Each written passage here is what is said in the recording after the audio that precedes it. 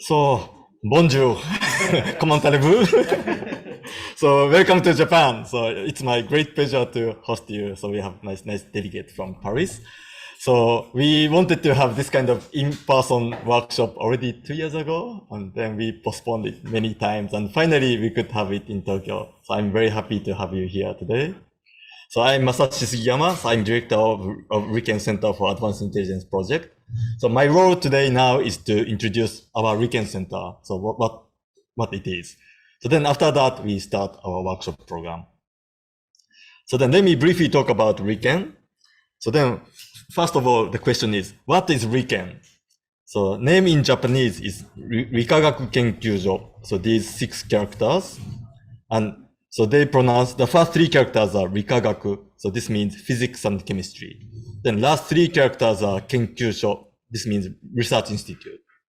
The 6 characters in Japanese is too long, and nobody calls us Rikagaku Kenkyūjo, but people just call us RIKEN. So we take the first character and 4th character. Then, so in Japanese, people always call us RIKEN. Then at some point, the headquarters decided, okay, let's use RIKEN as the official name in English. So RIKEN is no longer an acronym, but this is the official name of our center. So RIKEN.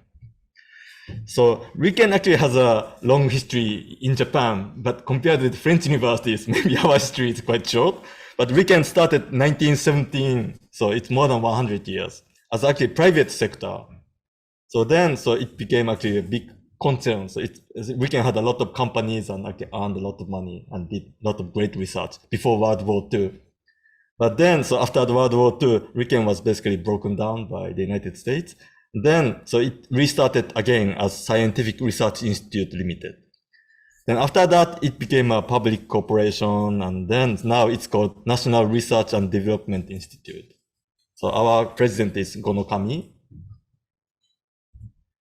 And we are now in Tokyo, Nihonbashi. But headquarters of RIKEN is Wako. It's about 1 hour away from the center of Tokyo, northwest of Tokyo. And also we have several offices here and there because we have some nice research equipment entire Japan. Then we have actually about 15 centers. Then there are like some are physics and some are life science and 2 are informatics. One informatics center is actually supercomputer center. So they have one of the world's fastest supercomputer called Fugaku. So that located in Kobe campus. Then, so we are AIP, so doing advanced intelligence project. And also RIKEN has some overseas offices, and one in Europe is in Belgium, so European Representative Office. Then, so we have actually a lot of international researchers, and among entire RIKEN, so we have like 489 Asian researchers, Middle Eastern, African, Oceanian, European, Latin America. So more than 800 people are, from overseas in RIKEN. Then what is RIKEN-AIP? So RIKEN founded Center for Advanced Intelligence Project in 2016 under the Ministry of Education, Culture, Sports, Science, and Technology. Next. And so we are located in the center of Tokyo, luckily, and we have nice open space like this. And also we have in-house GPU server, not in Tokyo, but outside. And also our AIP is distributed across entire Japan because some teams are run by university professors, and we decided to distribute our office across entire Japan, like from Sendai, Tsukuba, like Nagoya, Kyoto, Fukuoka, and things like that.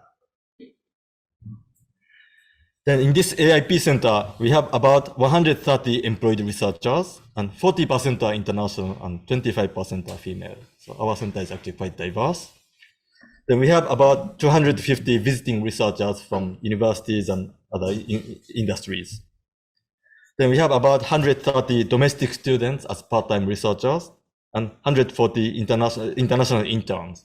So before the COVID days, so we had 140 international interns. But now, so we stopped the internship program for the last couple of years.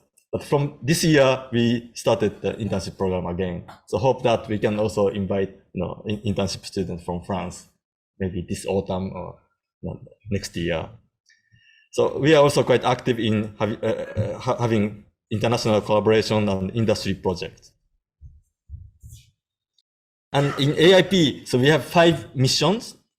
The first mission is to develop next generation AI technology. So we are interested in basically machine learning research and optimization theory research, and etc. And also, so we try to accelerate scientific research by AI. Like we are working on cancer, material, genomics projects. And also, so as a national project center, so we try to contribute to solving socially critical problems like natural disasters, elderly healthcare, and education.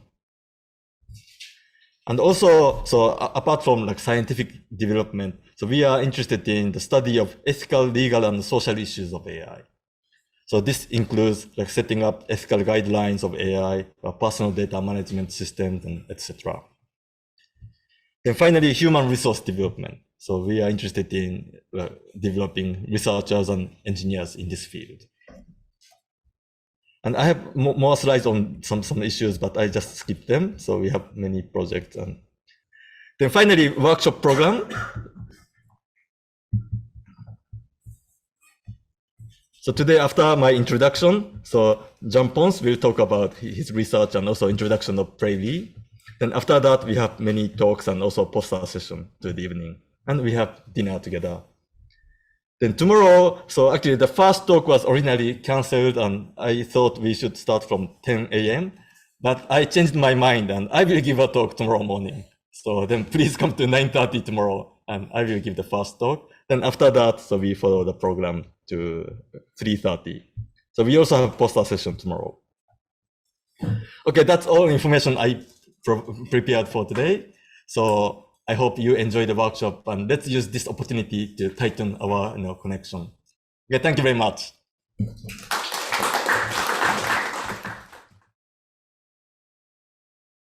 Okay, so well, thank you for having us. My name is Ponce and I'm going to tell you first a little bit about PRAIRIE and then about some of my own work. So I'm the scientific director of PRAIRIE. Isabelle Ril is the director, and she apologizes for not being able to make it here. So I'm going to parallel a bit what you did. I'm going to give a brief history of PRAIRIE. It's shorter than RIKEN because it only has existed for almost 4 years. So the PRAIRIE is a Paris Research Institute, and we got the idea back in 2017. So in February, I look back for my old mails and stuff. So on February 14, 2017, Isabelle and I went to talk to Antoine Petit, who was the CEO of INRAEA at the time, and told him it was time to do something and create some AI institutes. Because there had been a lot of noise. People said, we should do something. There was, it was President Hollande at the time that started having meetings with AI and all that. And we thought that it was, and also at the time, I had people from industry in my office every week. And every week I was telling them, look, it's great, what you're doing is great, but I'm too busy. There's no time to do that. So Isabelle and I thought that we should create some institute where we would gather the best possible people in France at the time, and try to work with industry in a very open manner. And so we went to talk to the head of INRAEA, and we convinced him to go along and try to do something. We came up with the name PRAIRIE in March of 2017. So PRAIRIE is an acronym like RIKEN. But it's actually not really an acronym. So it's an acronym for Paris Research AI Institute. But it's also because I spent, maybe I shouldn't tell you, it's a secret, but I spent a lot of time in Illinois. And what you have in Illinois is PRAIRIE. And so that's in large part why it's called PRAIRIE. And then in October of 2017, we had our first industry partner who committed to fund us and work with us. So what's interesting, so we are doing that on our own with INRAEA and a bit with PSL, and then we are starting to work with other universities. In parallel, President Macron asked Cédric Villani, who is a Fields Medal winner, to write a report on AI. and to come up with suggestions of what France could do with AI. And because sometimes stars align, the report by Villani came out on March 28, 2018. And I would say the main practical recommendation in the report was to create some AI research institutes, some interdisciplinary research institutes in AI. And just like Prairie, the idea was that these institutes would be centered around individuals that initially both us and Villani called fellows and then become chairholders. So the idea was you try to get the best people. There are these chairholders, and then they will do research with people around them and talk to industry. And then on March 29, 2018, President Macron announced the first French national plan for AI, and its first practical thing was to announce a call for proposals for this. So we call them free AI institutes. And I never know what the free are for, but it's for interdisciplinary research institutes. And then on April 24, 2019, so very quickly, four such institutes were selected among, I think, 12 candidates. NET, which is a free AI institute in Toulouse, MIAI, which is a free institute in Grenoble, Côte d'Azur, which is in Nice, and Prairie, which is in Paris. And then Prairie was inaugurated on September 1st, 2019. So it has been almost 4 years. And there are discussions in government right now about what to do with the free AI institutes, but we are quite confident that they are going to be renewed and that we are going to go on for at least 4 more years. So that's our history, and that's a bunch of us are there on this picture at the inauguration. All right, so the objective is to do great science and to put Paris on the map as an important center for AI research and education, and that with working with industry, so we can have a real socio-economic impact. The strategy is excellence in everything, research and education. We want to bring together the best people, to train the best people, to attract the best people, and to retain the best people. And retaining, of course, you must have the same problems here. It's complicated with the competition from industry. And we have a combination of partners from French academia, from industry, not just French or European, but international industry. I will show you our partners in a minute, and international partners, and of course RIKEN is one of them. And the idea, the key idea was that we should create a virtuous circle where fundamental research feeds applications and vice versa. We do not believe that you have theory on one side, applications on the other side. They should be separated. It's fine to do things that are totally theoretical and not useful for anything. It's fine to do things that are completely practical, that are based on applications. It's fine to do things in the middle, but we shouldn't separate them. We have a funding model that is original for France, unusual for France, and that is unique among the 4 free IAs. So we get money from academic partners and from the government, and with that we fund essentially the chairs. Most of the money goes to the chairs, and it funds a package that goes to every chair, and this package funds PhD students and postdocs. It also funds a little bit, there's a little bit of salary bonus for shareholders, which I think is important in France. And we get money from industry, and this money comes in the form of gifts, unrestricted gifts. So when an industry partner joins Prairie, that partner commits to giving to Prairie every year 200,000 euros, which is not a huge sum, but it's sometimes difficult to extract from, especially French companies. Okay, you couldn't. Okay, I'm sorry if you couldn't hear me. I have to start from the beginning. Yeah, and this idea of having these gifts from industry is actually very important. So it was not so easy to convince all the companies to do that, but it's important, and they don't get anything in return. Those are pure gifts. And what they get in return is they talk to us.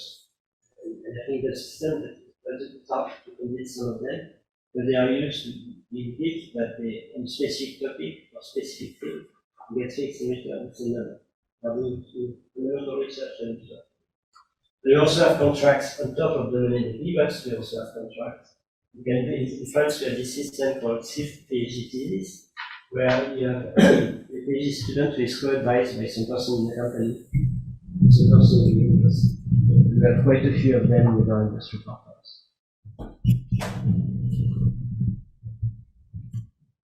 So this is who we are roughly. We have founding academic partners, 2 universities, PSL University and University Paris-Cité.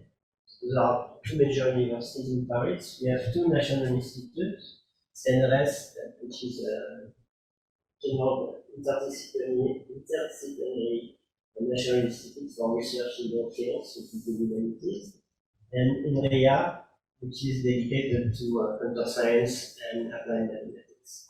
But we also Institut Pasteur. Institut Pasteur is a research institute on biomedical research. So those are 5 partners, and all of our chairs come from these 5 institutions. We have a bunch of industry partners. I think right now we have 12 major groups. So we get the usual suspect from the big American tech company, Amazon, Google, Facebook, DeepMind. But we also have other people. We have, for example, Idemia is one of the world leaders in biometry. Forestia and Valeo, somewhere. Valeo are automobile equipment manufacturers. And Stellantis, which is somewhere in there, is only a car maker. Never is the kind of Florian Google. And then we have medical partners, Pfizer, Vertex, Johnson, and I thought before that. And we have Nokia, which is, of course, manufacturer of telecommunication equipment. And so all these big companies contribute to our funding, and we work with them. We have sympathies with them, collaborations with them. We also have some startups and some SMEs, small-medium enterprises, such as the ExoMark. The ExoMark is a development company. They evaluate all the cameras from the smartphones in the world. So when the manufacturer comes up with a smartphone, sends it to them so they can evaluate the picture. We have heroes and startups that actually come from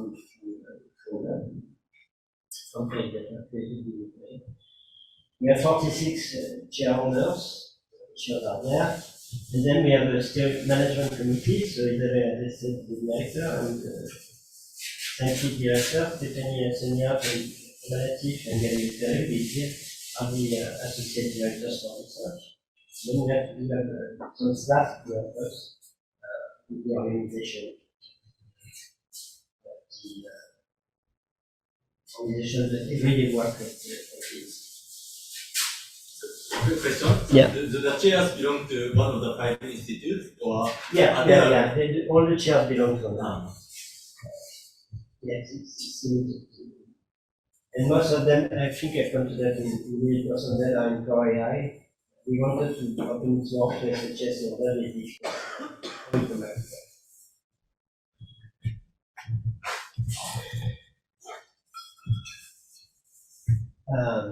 okay, so again, excellence, I'm not going to review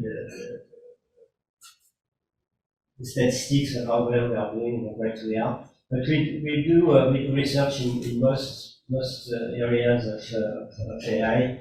A lot of important things like machine learning optimization, also the application of automatic applications for computer vision and NLP robotics. That's why we have people from physics. We have people who do psychology, of course, it's very important. People work on agents and networks. And there's quite a bit of applications in the medical domain because Merci Paris-Cité is one of the biggest musical centers. So we are open to other fields, but there's also something interesting in the three institutes. Normally, when there's a competition like that, the French government decides who is going to get it. In this case, they did something very different. They named a very distinguished international committee, and that committee decided who was going to win and who the individual chairs were. And I think that the government will make a bit surprised in this process. And we had some very good people, a couple of very good people that were declined as chairs because they were not in Florian. They don't be outside. So that's part of the reason we don't have much in SSH 6 and row. Although we had a call for projects last year, open to SHS, and so we awarded a few projects, and that's something we want to push. In the call for the institute, we have to designate application areas from the fixed list. And we had the health, transportation, and environment, because two of our partners, LG and CS, really water management like that. Unfortunately, because of COVID, we lost some of our partners overnight. So environment is not on the top of our list anymore. Health, of course, again, because both our members and our industry partners get quite a bit of health research. And transportation, because we have two equipment maker and one cloud manufacturer, our partners. For outreach, we focus on diversity. It's particularly 35% women in RIKEN, us it's 10%,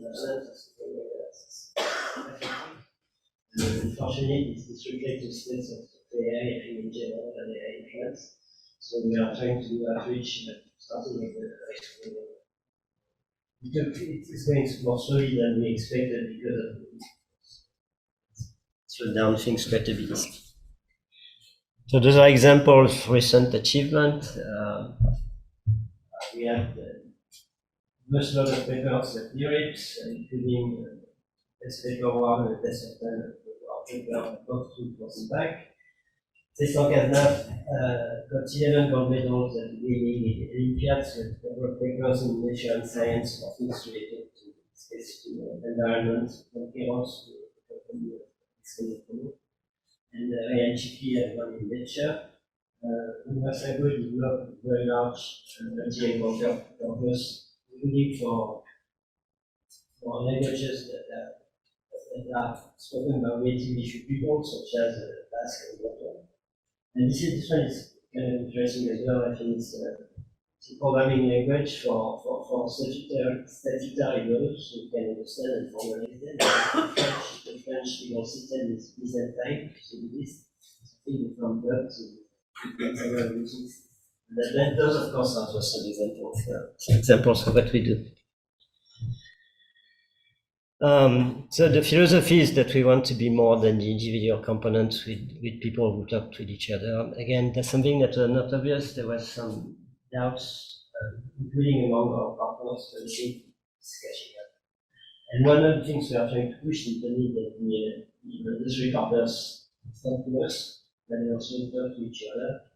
We'll come back to that later, but for example, we have a transportation group, where we have our three industry partners, but also Takeuchi and Yger, because they are interested in the application perspective of transportation.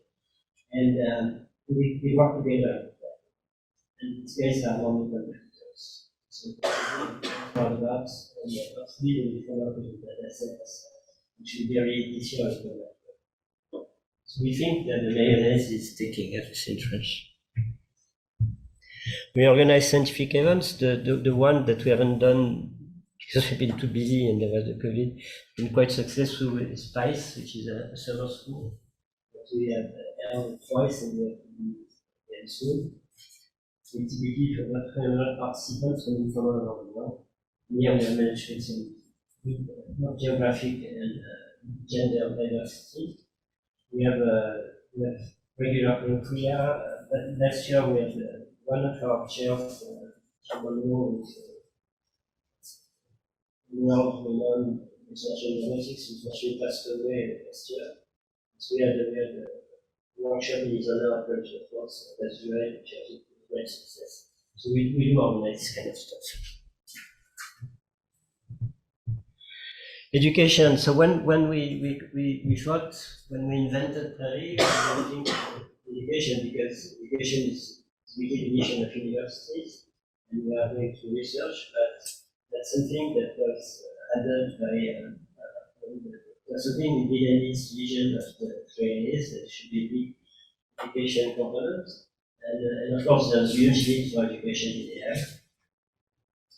And so the way PRAIRIE acts in the education realm is that we serve as a catalyst for academic partners. And in particular, there's been, we are active in a bunch of things. We get master grants to students, etc. We get some space in Python developers. And there are a bunch of things. But the French government just invested several million euros in AI education, and with the other three AAs, we are part of the creation of program, an education program in this for Lithuania. That's one of the questions. We try to work as a network, so this is again the four three AAs as Toulouse, Grenoble, and Nice. But there are other AI institutes in the Paris region that have not been stamped as RIKEN, but they are funded by the university. There's of course Paris, which is Polytechnic, which is the best engineering school in France, and HEC, which is the best one business school in France. That area is the University Paris Saclay, which is the and Sky is situated in Yger. So all the major French universities are represented in small centers. So we also work for them, and we particularly we got a project funded by the Region Force region for AI for IDF. That's very limited, but it's with them as well. And for us, it's very easy to example funding for the students. We get to evaluate our work. And we are part, so I don't know if you guys came that much, but there are several European initiatives in AI. There's one for Pierre and one for Louis. And we are part of the ELIS network that was initiated by Pierre-Louis in Yger. And Gabriel is the director of the first French unit of ELIS. So this is again to promote exchanges, collaboration across Europe. And of course, we have international collaborators as well, and RIKEN is there. We also have collaboration in the US with Berkeley, NYU, NCLU, with Mila in Montreal, with the Turing Institute in Britain, with the Czech Republic, CIR, and with the GFC. Plus, we have some specialized collaborations in the health domain. And we do believe in that network idea. So that's all I wanted to tell you about PRAIRIE. If you have any questions, I'm happy to answer them. Otherwise, I'm going to switch to the other app and questions.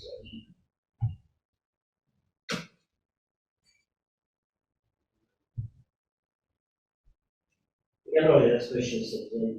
Otherwise, feel free to ask questions anytime. All right. So let's talk a bit about research. Oh yeah, and of course we are here to expand our collaborations. So let's talk about research. I'm basically a computer vision guy. Although I dabble in image processing, it's a little bit in machine learning, but I'm doing more. and a little bit in robotics. And we talked here about some of the research work we have done. The title is a bit pretentious, but it comes in part from the fact that I feel that right now in conversion, what we do is we have academic benchmarks, and then the academic benchmarks we try for the conditions.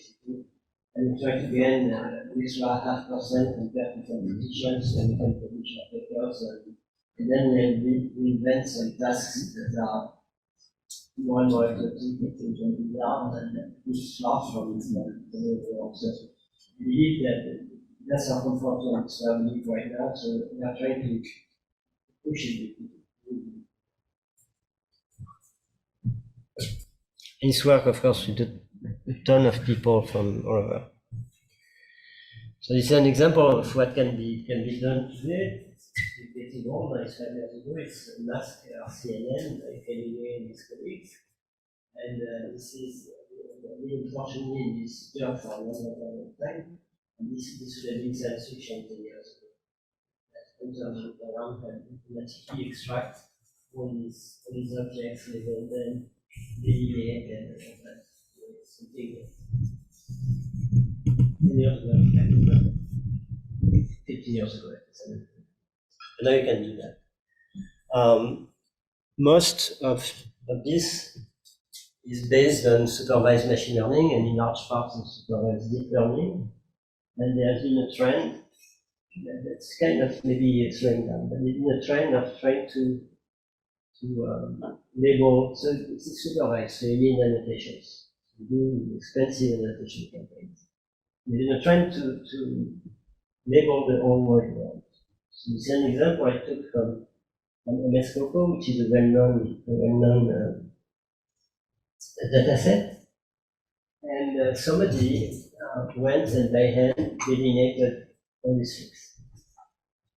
So I think this is a guy for 5 sheep and a dog, I'm not sure, so to speak.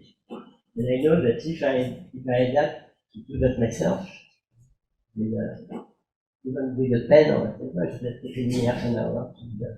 I'm not particularly good at these things.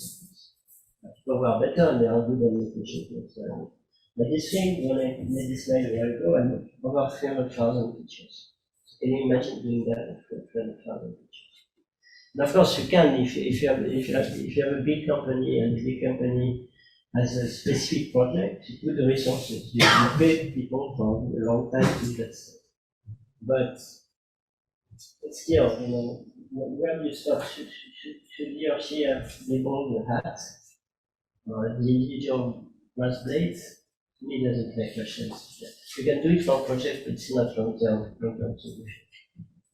We think about doing that for videos. So my friends in the auto industry, they collect data, and they're car driving along their house videos, and you want to annotate it. It's very expensive. So in general, AI is data hungry and annotation hungry. So if you want to scale up to the real world, you need to perhaps use less data, but at least use less annotations. And you want to go into the real world. And also there's a trend, it's not nice to say that, but there's been a trend in my field at least to consider vision as a black box. So you go to the deep learning store, you buy whatever, the latest thing, you annotate a bunch of stuff or whatever, and you press the button, now it doesn't work, so you retrain, it mentions, it trains well, you 1% better than the other guys who publish. I think we should do a bit better. So one thing that's, what I try to illustrate is that learning was useful. So that's when I show up something in blue, something that came from a seafood disease or that came from some. So an interesting problem that I don't know is useful is a totally unsupervised object discovery. So I give you, say, the internet, and I want to discover all the objects in the internet that are present in pictures. And also, I would like to link the pictures on the internet that contain those objects. But I don't tell you what the objects are. I don't tell you anything. I just give you the pictures. Can you discover this implicit structure where two images are linked, so they contain some similar visual content, and can you discover that visual content? So why isn't it very useful in practice? Because in practice you will always have some metadata, always. So completely ignoring it is probably not practical. But so what? It's an interesting problem. Here, do you instruct the similarity? So we let the thing infer the similarity. So we have basic measures of local similarity between images, and then we let the thing infer. I'm not going to go into the intricate detail of that, but we did several approaches. The ones I like the best, but it's not the one that works best, is this one. You can see this problem as an optimization problem. So you have a graph, the nodes are the images in your data set. You have a variable, if you get two images, you have this variable EPQ, that would be one if the two images contain similar content and zero overlap. Then there will be some similarity that you can learn. And then you get this thing that tell you a particular box, particular region in an image is active, and compare it to that other box that is active as well. So this one are binary variables. So you want to maximize that thing under the constraints that there shouldn't be more than a constant number of objects in each image, and each image shouldn't be linked to more than a number of constants. So this is a cubic combinatorial problem in binary variables under linear constraints.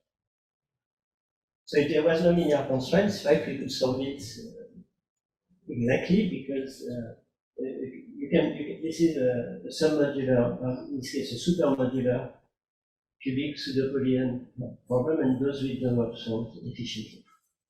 But because of that, we don't. So one of the nice things is that, so I know how to formulate these things, but I don't know how to solve it. So I go to talk to Francis back and they say, yes, I knew how to do cubic stuff, but then you can do a primal do a thing, blah, blah, blah, and then get another interface.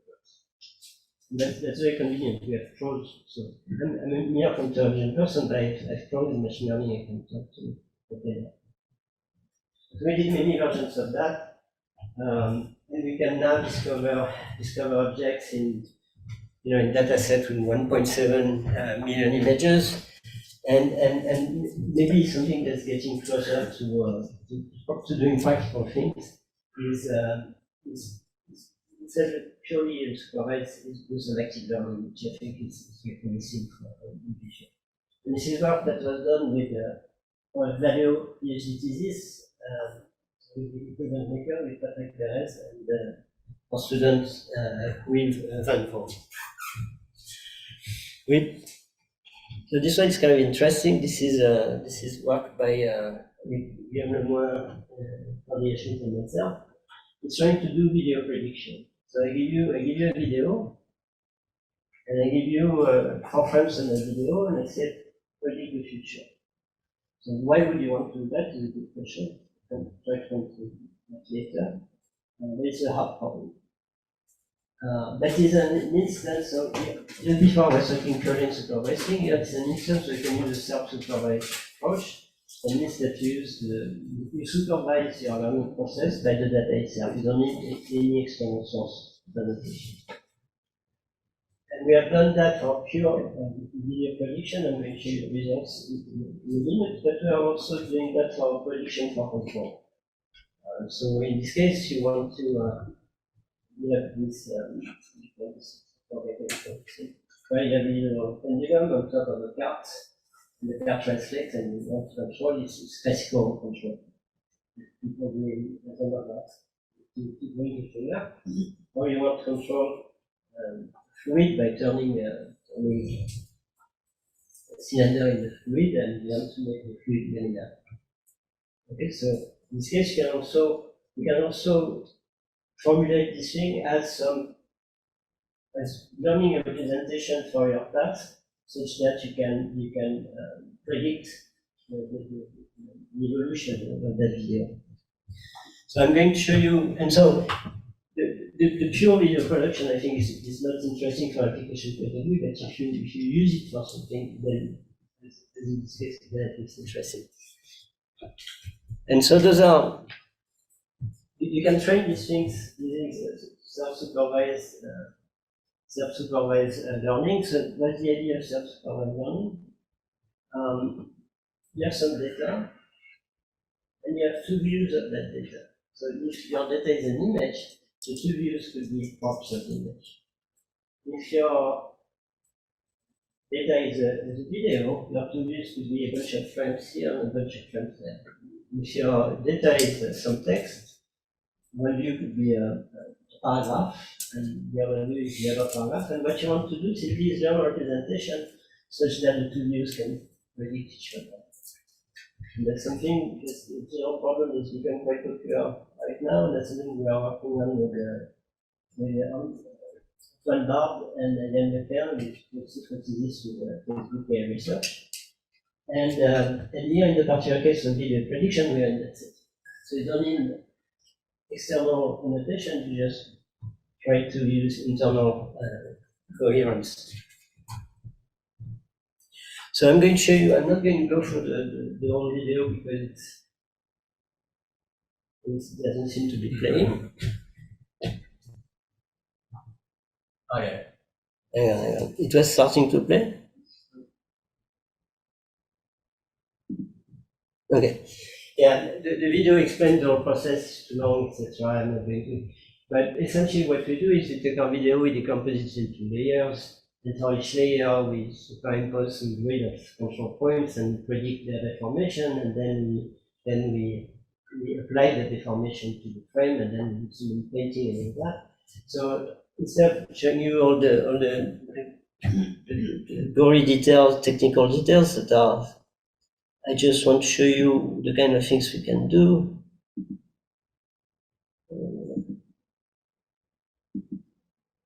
Okay, we can do this. This is from 4 frames spreading 10 frames in the future. This is the competition. I would say that was spread and well. It's not perfect. You are predict the frame is difficult task.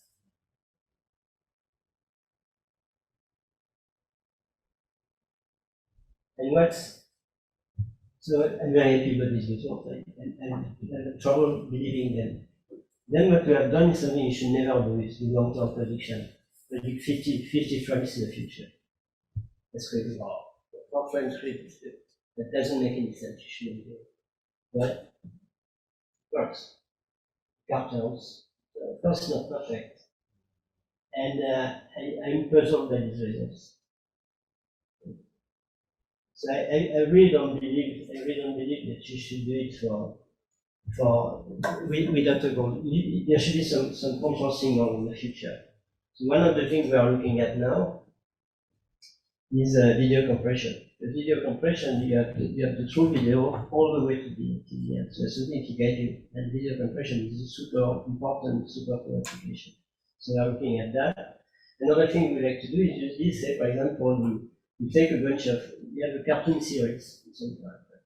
You take a bunch of episodes, you train on that, and then you take the script of the next episode and a few frames, and we haven't done it, of course, but I think that would be really interesting.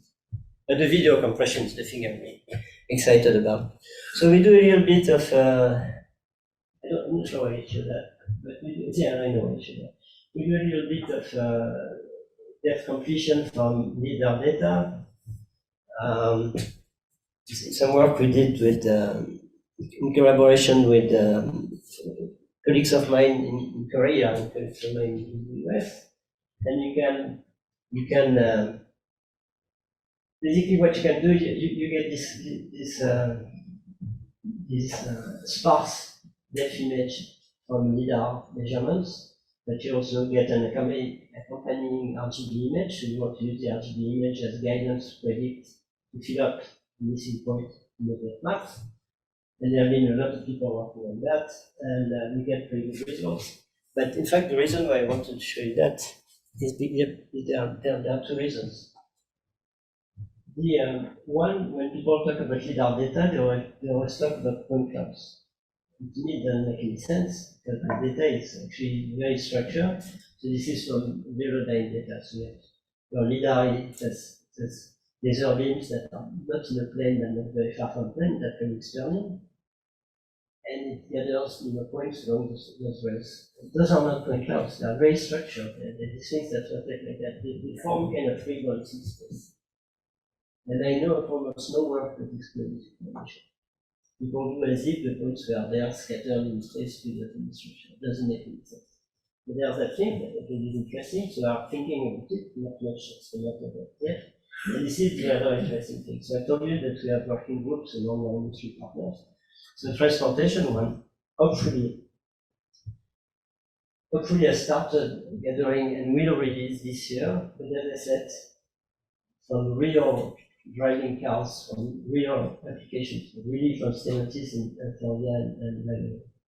And that's something that for them is very hard to do because they are both jealous of the data. It's difficult to convince them to do. And this data is very expensive to acquire. These guys are competitors.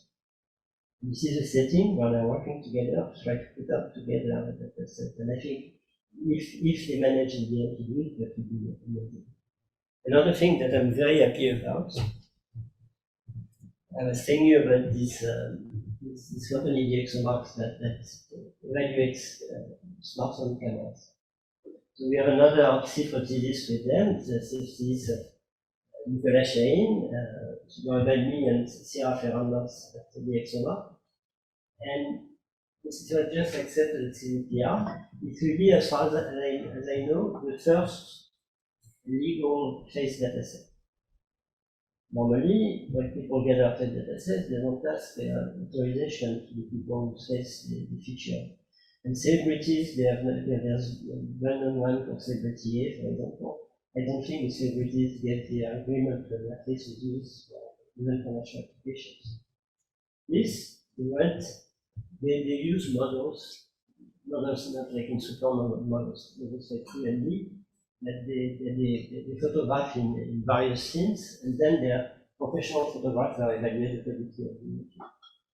And so they gather the set. Right now it's relatively small, it's 5,000 images, and annotated each by several professional photographers. And they have informed consent and GDPR compliance for all of these people. And as far as maybe wrong, but as far as I know, it should be the first public data set, which is like that, which I think is pretty good. We do one of the topics I'm the most interested in right now is photography and how to improve images. It's some work that we did with my former student Tomei Boli and my colleague Chen Zheng and Xian Jianteng University in China. This one is about deblurring sharp images. This is a picture taken by a professional DSLR, I think it's Canon 5D, something like that, with a very good lens. It's a wide angle but very good lens, also professional lens.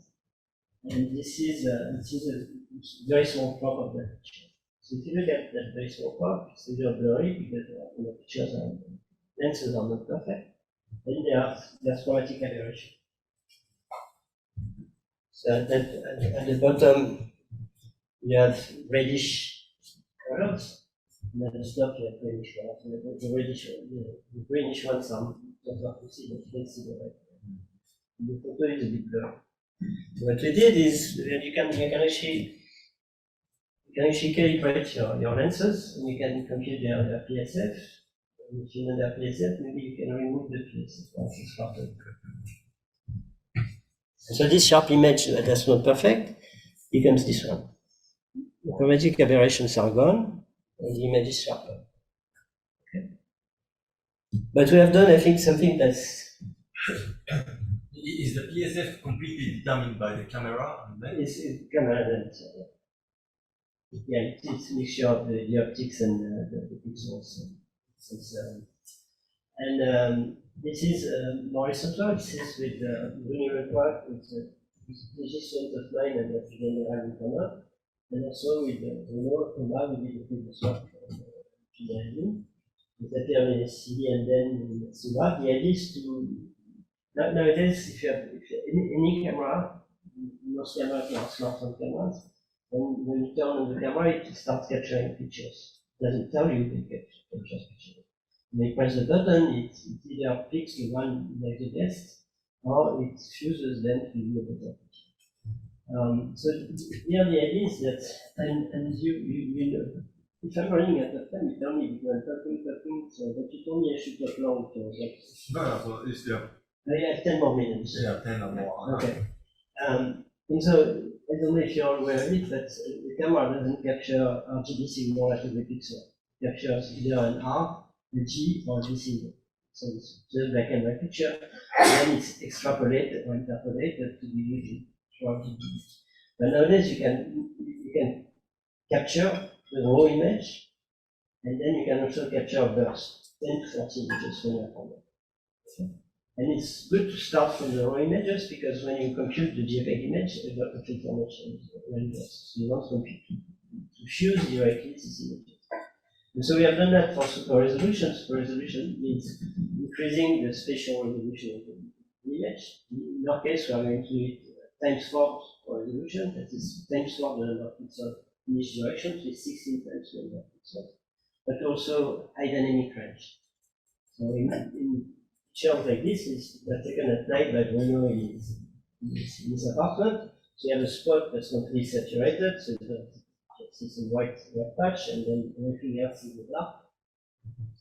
So what you want to do is, if you have multiple pictures, you want to increase the dynamic range. It's very important for smartphones because for night photography, and also because if you take a picture à contre-jour, on say which one, you have the sun behind you.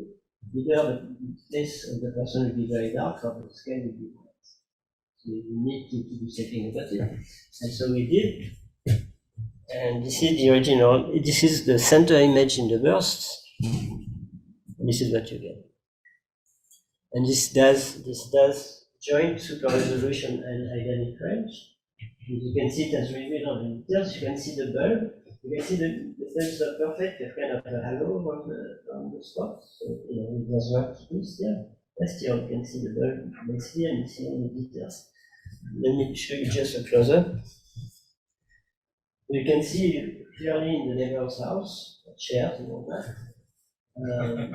You can read the scribbles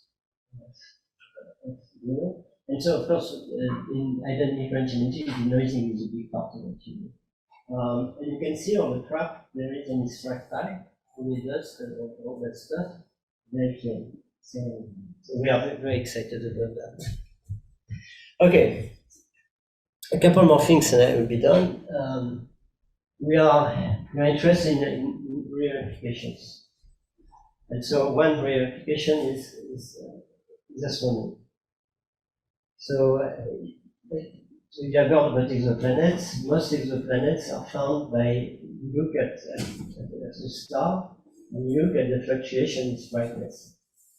When the planet passes in front of the star gets dimmer. There's another method that I like a lot, so I will describe it, even though it's not relevant, and I forget its name, but when a planet rotates around the star rotates from the planet also. It doesn't move as much, it rotates a bit. These rotations induces changes in the apparent velocity of the star toward the observer or away from the observer. This change in apparent velocity induces a shift, Doppler shift in the spectrum. So if you look at the spectrum and it shifts like that, then you can say maybe there's a little planet. And there's a third method for finding the planets, just you look directly at the star. And direct imaging. Of course, if you look directly at the star, you will only see the star because the star is much brighter on the planet. So you need to put the little spot in the middle here. Your dot in the pupil of your telescope for a coronagraph that hides the star. But of course, like when there's a full eclipse, there will be a halo around the star. And the planets are very dim to be found. So it's hard to find. why do you want to do direct imaging?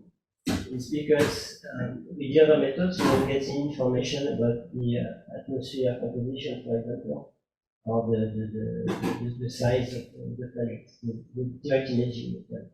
And the other thing that is interesting to know is that normally, when the understanding is that if there was no atmosphere, the spatial resolution that you get is directly proportional to the diameter of the Earth. With atmosphere, if you don't do anything to fix it, the spatial resolution is limited to about 30 centimeters diameter. Beyond that, you get more light, but you don't get more resolution. Except that for several decades now, people have used what's called adaptive optics, where you take a mirror, you consider it as a membrane, and you deform it to below the filters to correct for the atmosphere thing. And this has pushed people to build bigger and bigger telescopes. This is from the very large telescope.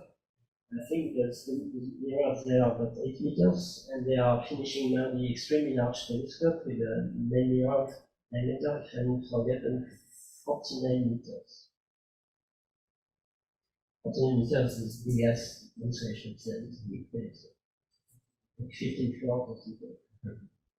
And this is and with that, you can try to find the planet. So we have been working on it with people, with Julien and our student Theo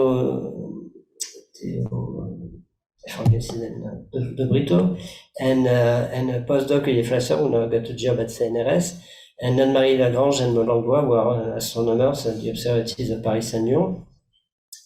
And what you can do, so you have temporal sequences. The planets appear to rotate because of the rotation of Earth around its axis. You can correct for it. All the stuff you see here is called speckle. I mean, that speckle somewhere there are light sources, but the speckle has more or less the same profile as planets. They are very hard to find and they are very faint.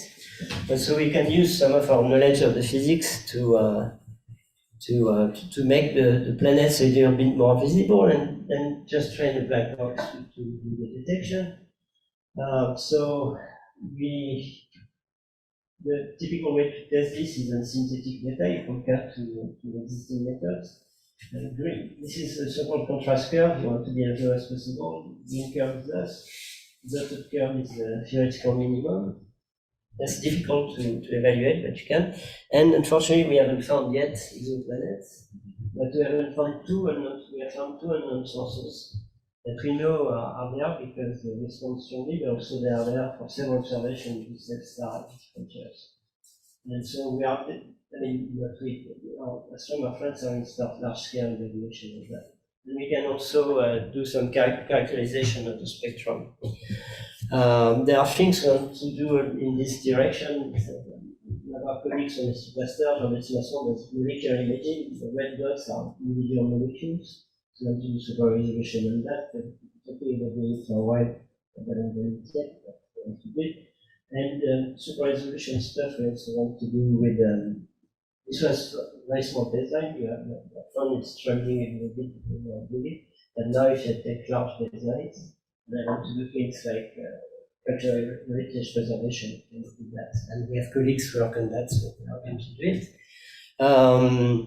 Maybe I'm going to skip that one and just look at the last one. This one is, I tell you there are things that maybe not useful for anything and that may still be interesting. So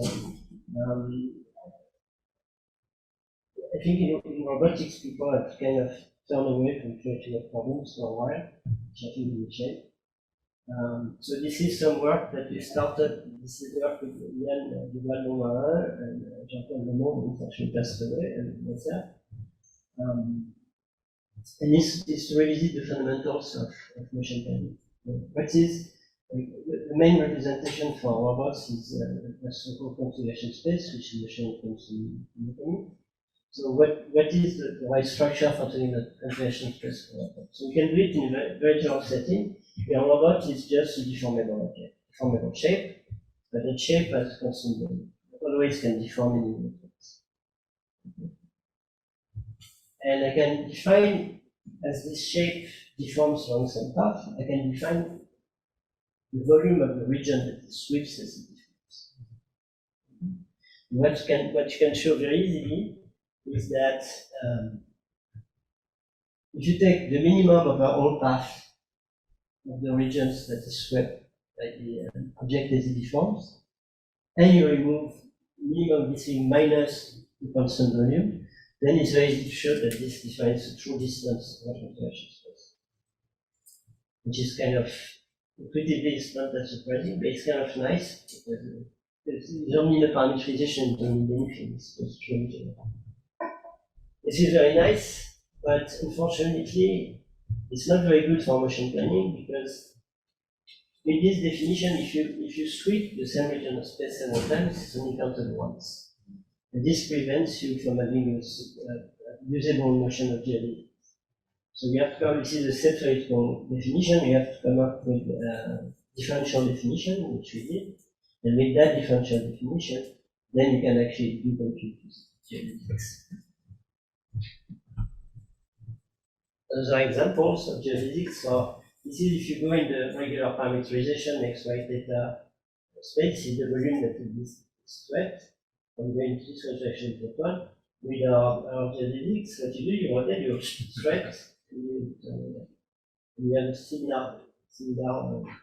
similar set of trajectories for other objects.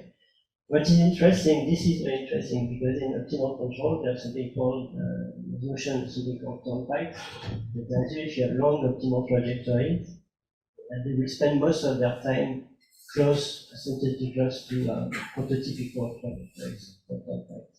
And that's interesting because if this is the case for us, maybe we can use the simpler trajectories as building blocks for motion planning. So there are theoretical questions on that we are working on right now, again in a very general setting. And you can also apply this with simple, classical motion planning algorithm like RRT. And this is the kind of space that is explored with classical RRT. This is what we get with our geodesics, instead of taking the XY theta geodesics, if you want. And you explore much fewer nodes, and so maybe it will be, of course, there's the computing the geodesics, there's a cost. And so maybe the turnpikes will be useful. And I think even if it's not useful, it's just interesting. People should look at theoretical points. So I think I will stop there, and I probably went way too long anyway, so thank you very much. Thank you very much. So now it's time for questions. May I start? So actually the first part, so you talked about the Prairie itself. You said 2019 the Prairie started. Now 4th year? Yeah. 4th year. So how long does the project? So that's a good question. So when the Prairie were started, it's a four-year project that's really work. And so we have been evaluated before. And we had very good evaluations, and then the French government sits on it for a long time. And then we should be asking the informal message we seem to get is the evaluation was very good. The government keeps on investing in the AI. And we should know that we should have known in France. I have two more questions about results. So the prediction part was quite interesting. You can, so from 4 frames, you can predict the data. But can you accept more frames? Sure, yeah. So, it's to compare ourselves to the other guys typically use for frames. So this reminded me of the kind of prompting. If you encode some information in the first frame, then you somehow change the future as we desire. Yeah. So turning left or turning right, we may encode some information. Yeah. So we so in this video prediction business, there's people pay a lot of attention of diversity. They want to predict many different factors. They've never quite understood why they want to do that. Because in the end, they want to predict one, and maybe you want to predict one from a discrete set of choices. depending on some external information.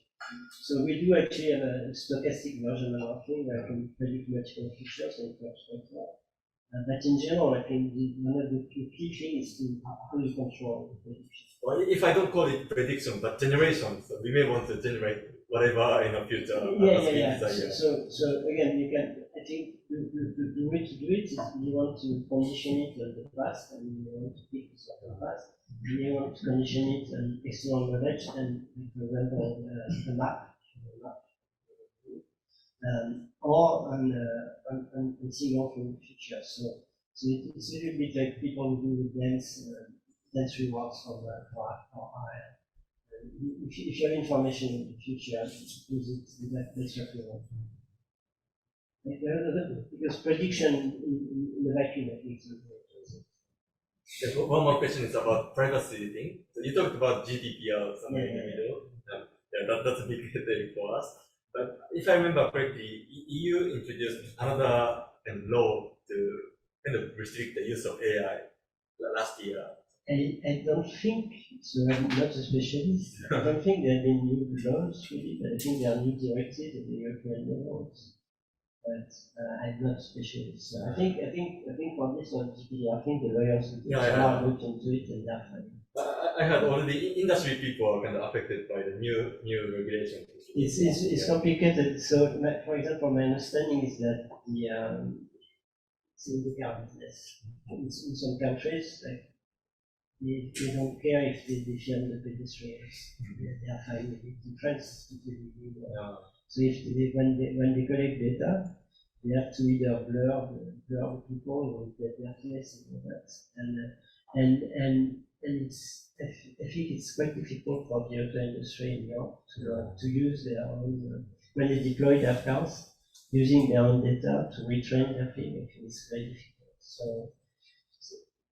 So there are policy problems that at some point needs to be fixed. A bit maybe, I'm not specialist, but the policy makers, I think, are slowly learning, the challenges and the implications of AI and regulation and all the regulation fields. I guess computer vision is one of the fields that have the highest impact from that kind of regulation. Yeah. But at least in terms of research, maybe still it's not a big issue. I think we should be able to do that in our research. I think we have to be careful about the data issues. I think is really important. You just can't use people's sources. And then restrictions.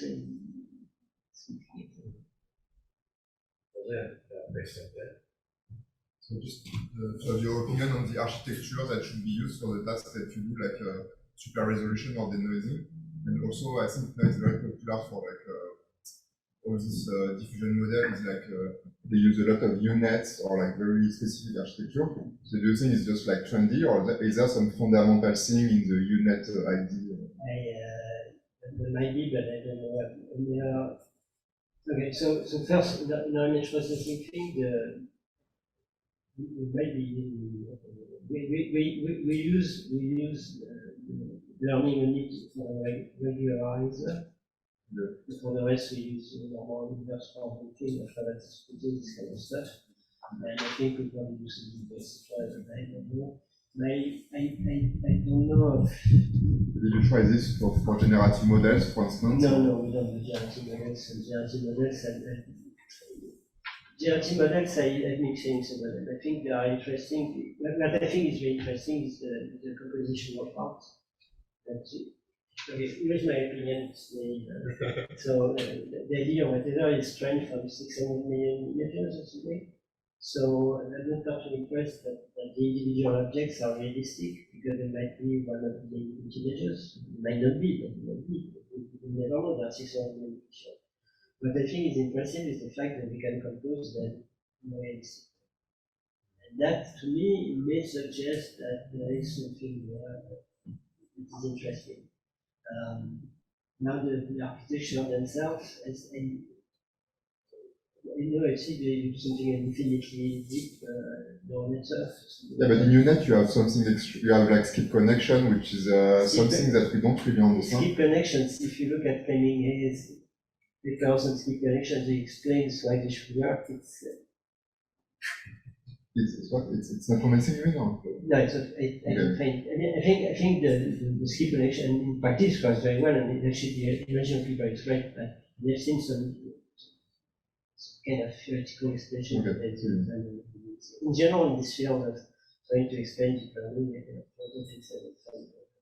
So maybe you'll find my talk tomorrow not convincing. The most likely, which I will agree with you.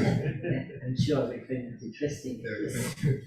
So I have no particular opinion. To me, CNNs make sense because an image doing convolutions is the thing that makes sense for me. So CNNs capture the real structure of images. I think transformers make sense because to me they implement non-local means.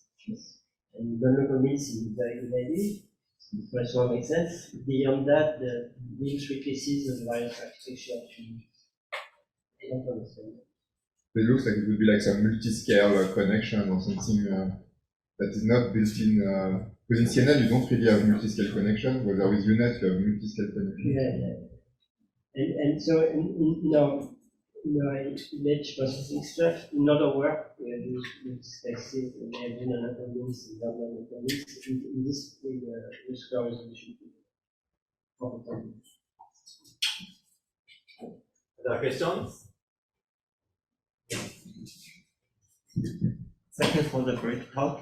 So regarding the task of deep learning and super resolution, the result looks impressive. So I'm wondering, do you use the image purely the current image, or do you need a lot of training data to learn a machine learning model?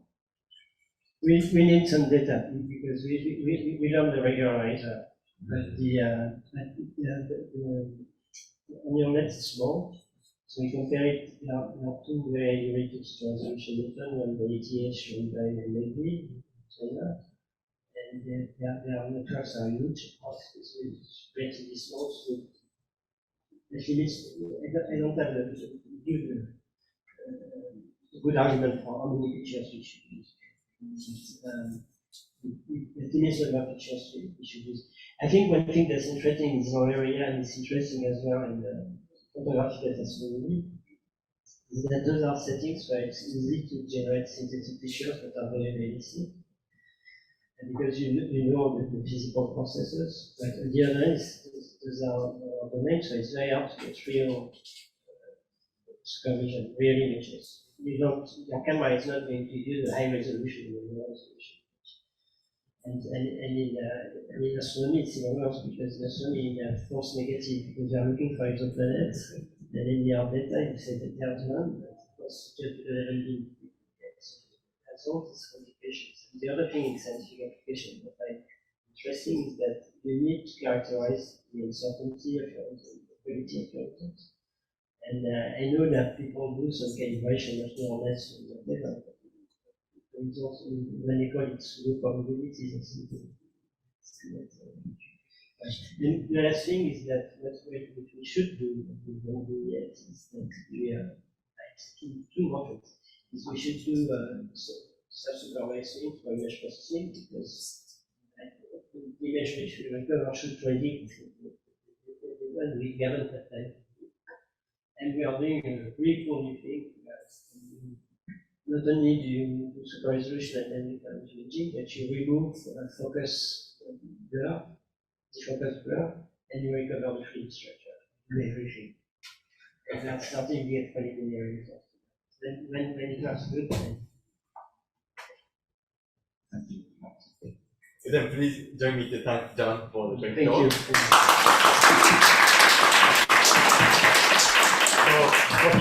So we will start the next session from Kota. So thank you for the introduction. So it's actually a joint work with Terunari Fuji, who was the master student of Tokyo University, and Akiko Takeda, who is team leader of continuous optimization team here at RIKEN-AIP. So first, I want to introduce what we aim to do in this talk. and I will talk a little bit more about global convergence, local convergence, and so some numerical experiments. So let's say you want to optimize some non-convex function. So there is no constraint here. Here, the idea is that instead of minimizing this function f of x, we minimize the lower dimensional function. So we consider a function. So instead of f of x, where x belongs to Rn, we consider f of x plus p transpose u, where u belongs to a lower dimensional space. So here you can think that x is a fixed point, and you look for the next iterate by considering some subspace. And what we want to do is, using this subspace, we want to prove that we can converge to the optimal solution with a lower computational cost. So for example, if you use just one dimensional subspace, so for P transpose, you take the subspace that is generated by the gradient, so just one dimensional subspace, then this is exactly the gradient method. Because there you have just one dimension, so you minimize f of xk plus minus alpha k gradient, so you look for the best step size. So you can actually see that this works using a one-dimensional subspace. This is just the gradient method. But here we consider the setting where the subspace is taken randomly. And to do that, we take some random matrix, P transpose, where P is a S by N matrix of rank S. And yes, the main, what we want to do is, can we speed up the computational time using this setting? And also, can we prove like global and local convergence property? So actually, this is not new. So when the function is convex, so this method was introduced in 2019 by Gower and al. And yeah, so this is a Newton method. So what they did is that, so for this function of u, so you compute the second order approximation, and then you compute the Newton step of this function, and you get exactly this descent direction, so which is like P transpose Hessian times P transpose times P Hessian P transpose inverse multiplied by P times the gradient. And what they prove is that, so as for the usual Newton method, you get sublinear convergence, but you only get local linear convergence. Using, so they assume that F is strongly convex to prove a local linear convergence. And actually, this idea of using random subspace has been used a lot. I mean, there is several papers on this, using cubically regular subspace Newton and so on, many other methods. But yeah, one question is that in each of these papers, there is only there is no superlinear convergence. So maybe you know that if you use a Newton method under some like assumption on the local minima, you can prove that you get superlinear convergence near the local minima. But using this random subspace, you know there is nothing in this. Nothing was proved. So here we consider a non-convex setting. So the function f is non-convex. So if f is non-convex and the Hessian is no longer positive definite, so it's not the previous direction doesn't work. So to compensate that, we use a method that was proposed in 2010 by Ueda Yamashita. So the paper is called regularized Newton method for unconstrained non-convex optimization. And here the idea is the same. So you get your Hessian on the random subspace, which is equal to P times Hessian times P transpose. And the idea is you make this Hessian positive definite by using some regularizer eta k, which is a positive number. And yeah, eta k is defined to ensure positive definiteness. So in this talk, in the paper in 2010, so the author proved also global sublinear convergence and local quadratic convergence under some local error bound condition. And we want to see if we can extend this result to the random subspace setting. So just as a quick, so there was two questions we want to answer. So can we speed up the computational time? And here it's easy that we do, because you see that here you only have to inverse a small dimensional matrix, which is a S by S matrix. So like you only inverse P times Hm times P transpose plus the regularizer. So you only have to invert a smaller dimension matrix. And also to compute the regularizer, you only have to compute the lowest singular value of a small matrix. So it's easy to see that using this method, you can speed up the computational time. Okay, so what we use, I'll just present what is random projection. So there was this famous result, I think it was proven in the 80s maybe, saying that if you take a point in Rn, so you assume n is a very large, Rn is a very large dimensional space, and you take a random Gaussian matrix, which is d by n, then you can prove that this matrix, the norm of px is almost the same as the norm of x. And the probability decreases exponentially with the size with respect to s.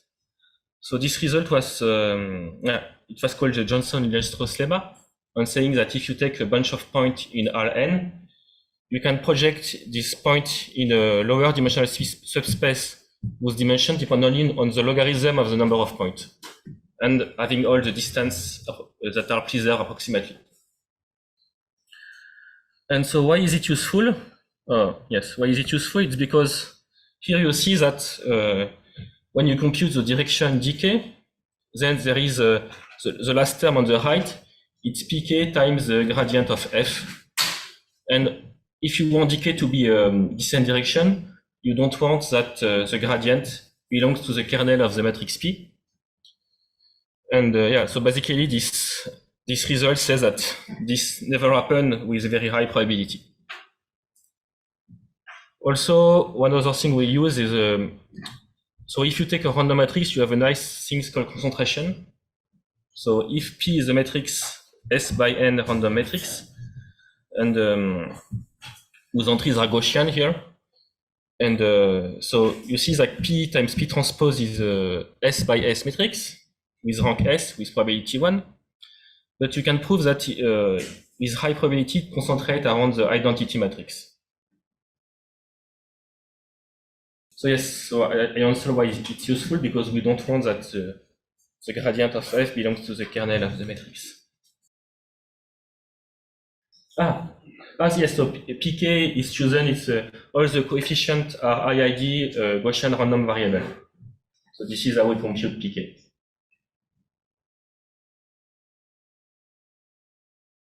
So the algorithm is the following. So it's the same as the algorithm introduced in the 2010 paper, except that here the Hessian is restricted to a random subspace. So instead of having only the Hessian, you have P times the Hessian times P transpose, and you add some regularizer that depend on the smallest eigenvalue of the subspace Hessian.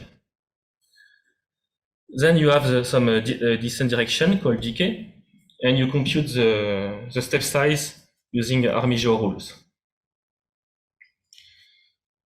And so actually you see that equation 1, for equation 1 to hold, you must have that the gradient does not belongs to the kernel of the matrix P.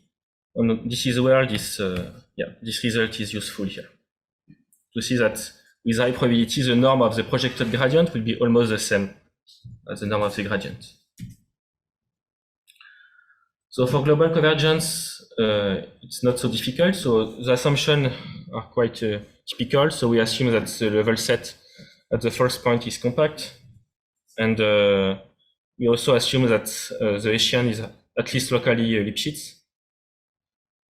Then we can get this result, which is like similar to the one for the full dimensional space setting, saying that if you take m to be some integer that is equal to the value of your function at the first point minus the value of the function at the optimal divided by some constant p and epsilon square, then with probability 1 minus something, you obtain that you have a big O of epsilon 1 over epsilon square complexity.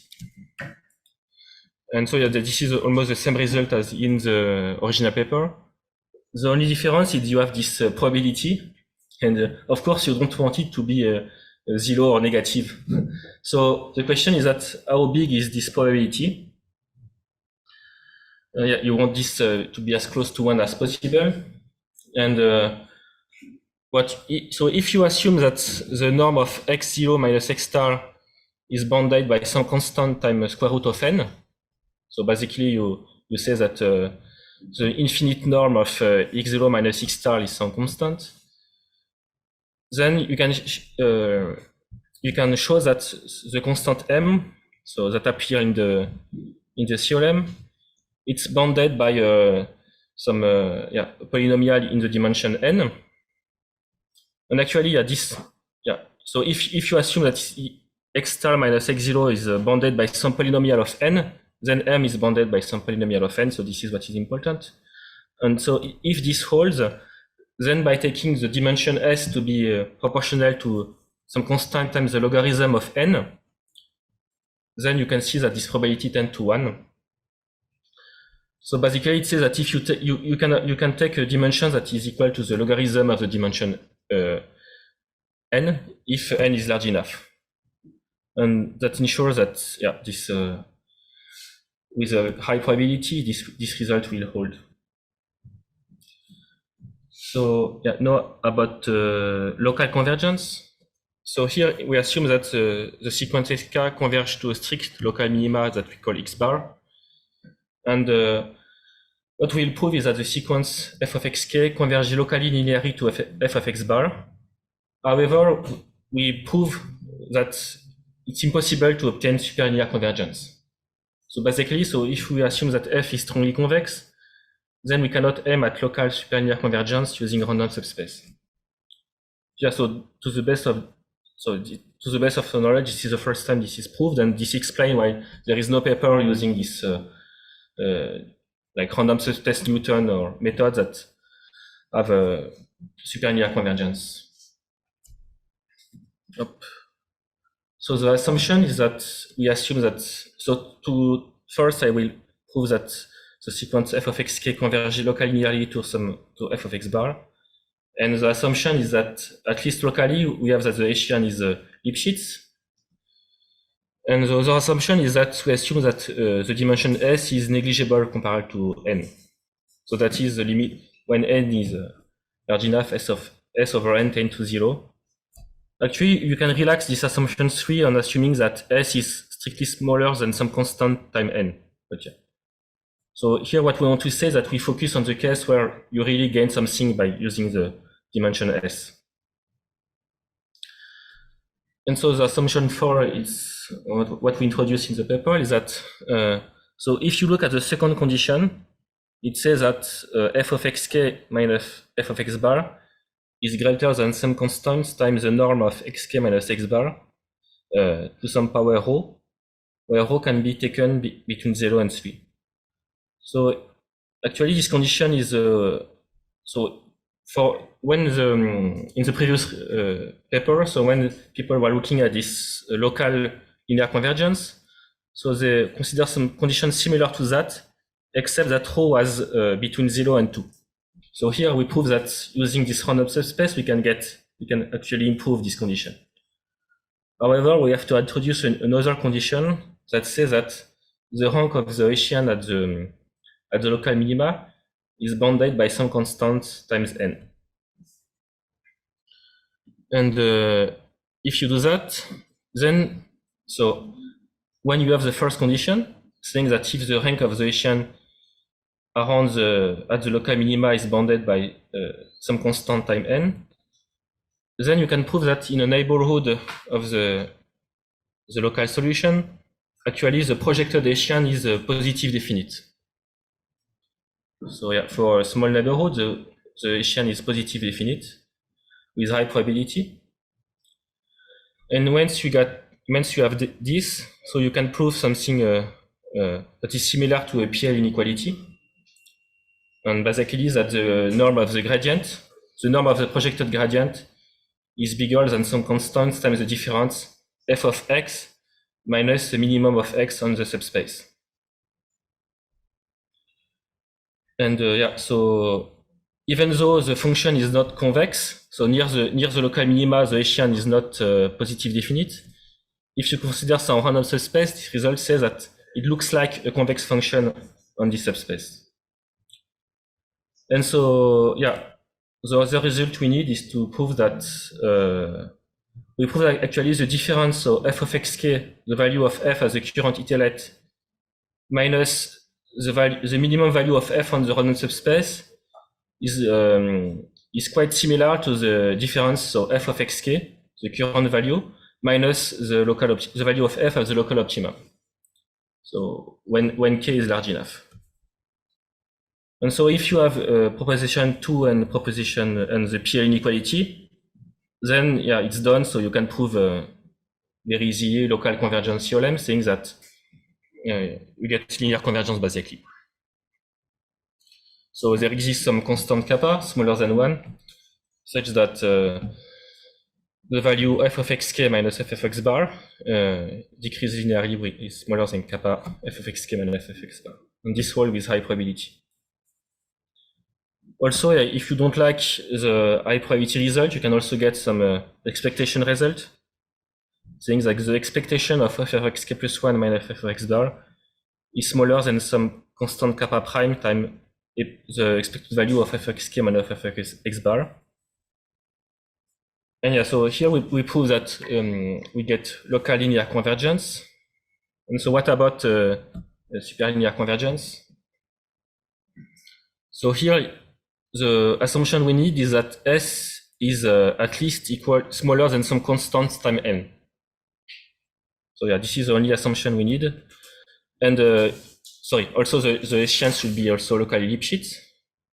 And if you have this condition, then you can prove that if you look at the differences in norm between the iterate and the local minima, x bar, then you get that the distance is at the point k plus 1 is at least equal to some constant times the distance at the previous point. So also, yes, here we assume that the original function is locally strongly convex. And because yeah, f is strongly convex, so this is similar to say that in value, so if you look at the value of x at the point k plus 1 minus the value of f at the local optima, it will be at least time a constant multiplied by the value of f of xk minus the value of f of x bar. So again, this is a result that holds with high probability, but you can also get a similar result that holds with expectation.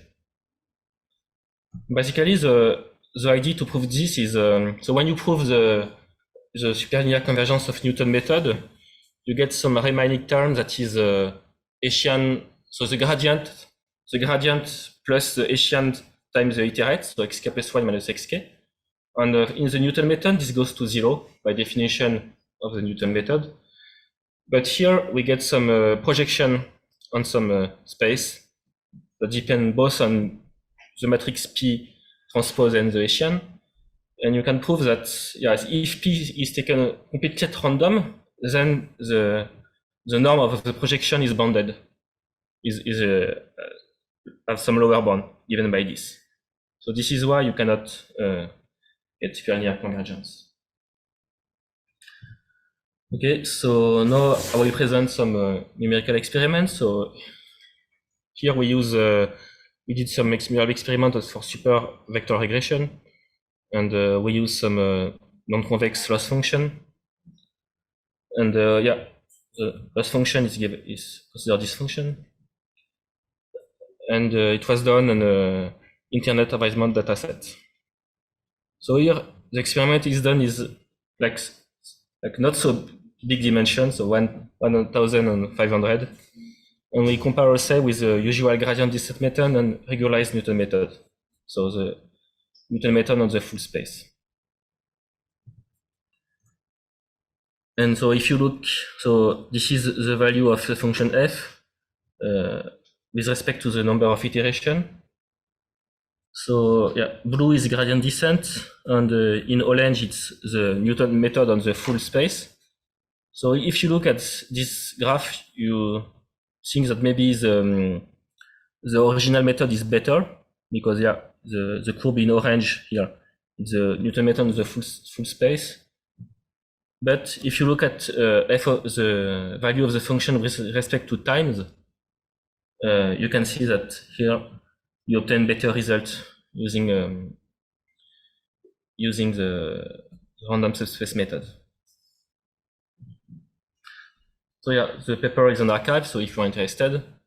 And for future works, I would like to see if by tweaking the distribution of P, so by taking the random matrix that is not completely taken at random, we can maybe obtain some superlinear convergence result.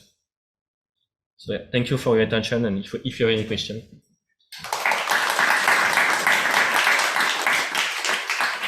Questions or comments? So, beyond the convergence result, do you think that this method they have better properties regarding the type of minimizer it could converge? So, like people have been interested in like implicit bias or stuff like this. So so this is a good question. Yeah, I think this is so because you use random subspace, you should somehow maybe avoid some of the bad minima, but I didn't look at this for now. So maybe on simple, like even a linear problem, like yes. Ax equal B, could you study the dynamics directly and check where it converges? And do you think it would be able to show it converges to something different? And depending on the dimension of the subspace, maybe it's better or sometimes it's worse?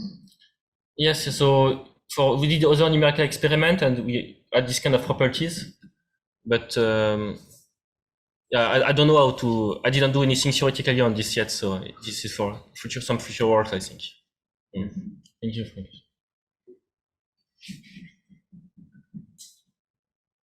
Thank you for your presentation.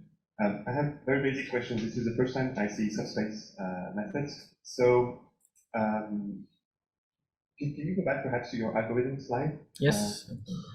I was wondering how do you think your algorithm could adapt to a Gauss-Newton approximation where we replace a Hessian by Jacobian transpose Jacobian? Yes. So yeah, here you have instead of Hessian, so you have the square root factorization. So okay. Yes. So this is sorry. Which is? Can you repeat your question, please? You said you had the. Yes, sure. Here, when you compute fk at state 4, yes. you have the Hessian, right, the lambda squared of f of x state. Yes. Assume you replace this by the Jacobian, the lambda of f. Yes. Transpose times lambda of f, like a Gauss-Newton approximation. Yes. You're not able to compute the full Hessian. Yes, sir. How would you expect? Like, could you still go on with this kind of context with your method, or? I think you could prove exactly the same result. Because here actually, so this is since we cannot prove superlinear convergence, so it's the matrix. If you replace the Hessian with some other matrix, you will basically get the same result, except that maybe if you have the Hessian is so some matrix transpose some other, then maybe you can also do some other step to reduce the size. So you add also some other random matrix between the two. So you have instead of your Hessian, you have some matrix M times A transpose.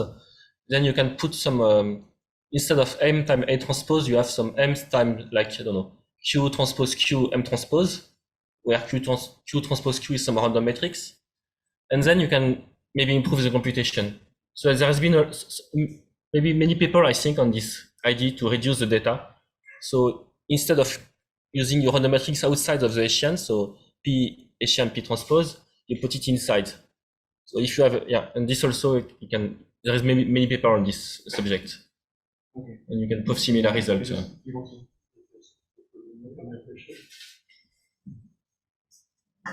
But you need the definite positivity. Yes, exactly. And so I guess if you do the decomposition, you will lose it. You will have semi-definite positivity. And maybe it's going to be an issue for your method.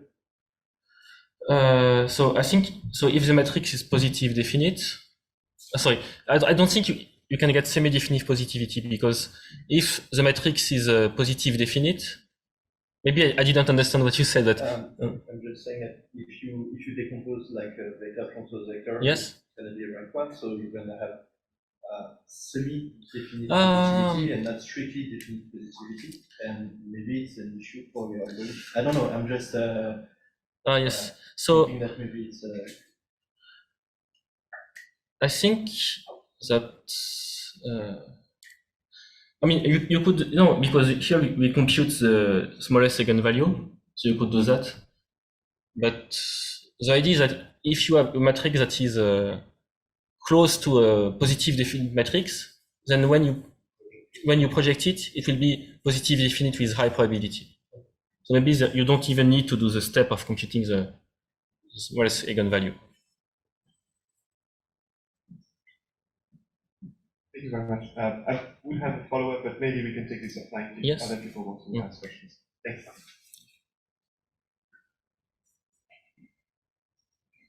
Other questions? I have a simple question. Yes. So when we choose a random P Yes. From the Gaussian distribution, Yes. are there any other constraints like S? How to choose S? Because S you mean? S and N. Ah yes. So yeah. So basically, what you want to do is so yeah, we have all these results proving with a high probability. So for example, where is it? So yeah, you have this probability 1 minus 2m times something, and you want this to be close to 1 because otherwise it's meaningless. So you should choose S such that this probability is close to 1. And yeah, the idea is that basically, I mean, under some basic assumption, you can show that if you take if you take S to be proportional to the logarithm of n, then it should work. But yes, you cannot choose S as low as you want. Thank you. Okay, let's thank the speaker again.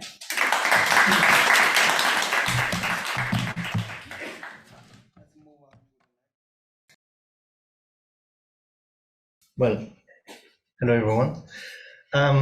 So I'm very happy to be here. Well, 5 years. Well, last time I was in here, it was more than 5 years ago, and at that time I was just. I've been recruited freshly at Dauphine, so as an associate professor. It was my first permanent position, and I was starting to be visiting researcher in Masashi's team here. And so I'm very happy to be here. Well, since then, there's been lots of things going on. There was the pandemic, I had a kid, so it was a difficult time and difficult for traveling. And so I'm happy that everything can be resumed, and I'm happy to be here today. So so now I'm associate professor in Dauphine, so university in Paris, and I'm also chair of Prairie. And I'm gonna be presenting some few topics on my research. So I tried to pick theoretic that are a bit representative of what I'm doing. I'm not gonna go in depth in everything, but I try to show a little bit of what I'm usually doing and what I like to do. And so the general theme is on representation learning, and especially when there is structured somewhere, and we want to leverage this structure to help or to improve the learning in the end.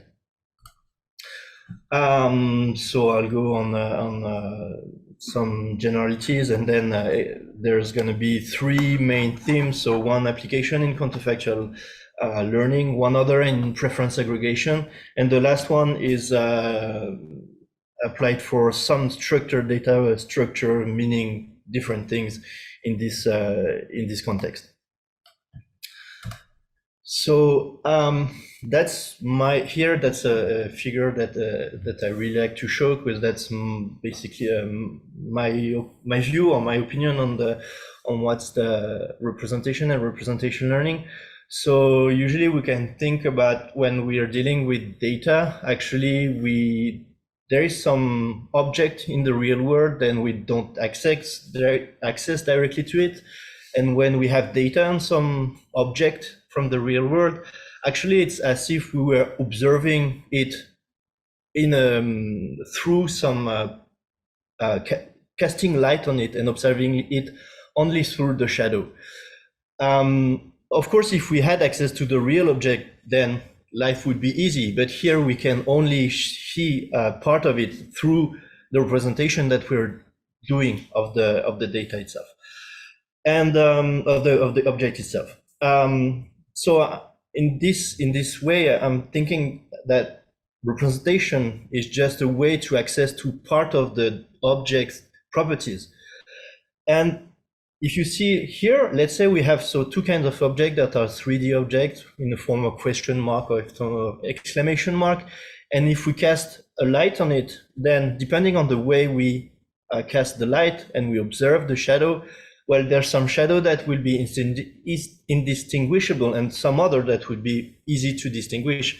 And if we just do the representation like this without thinking of the end task, then we can have lots of problem with the end task. So for example, if we choose projector P2, then everything gonna be mixed and we won't be able to distinguish if the task that we had in mind was classification.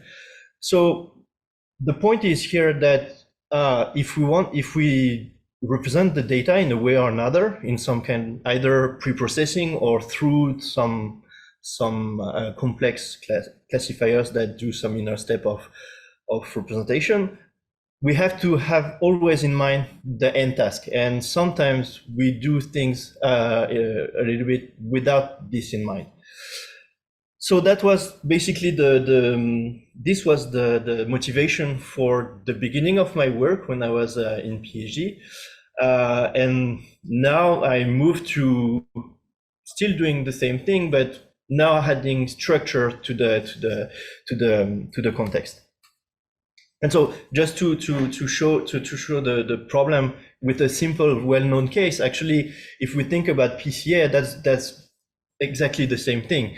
If you choose the main component, well, if you have just two Gaussian like this, the main component would be the principal component is the vertical one.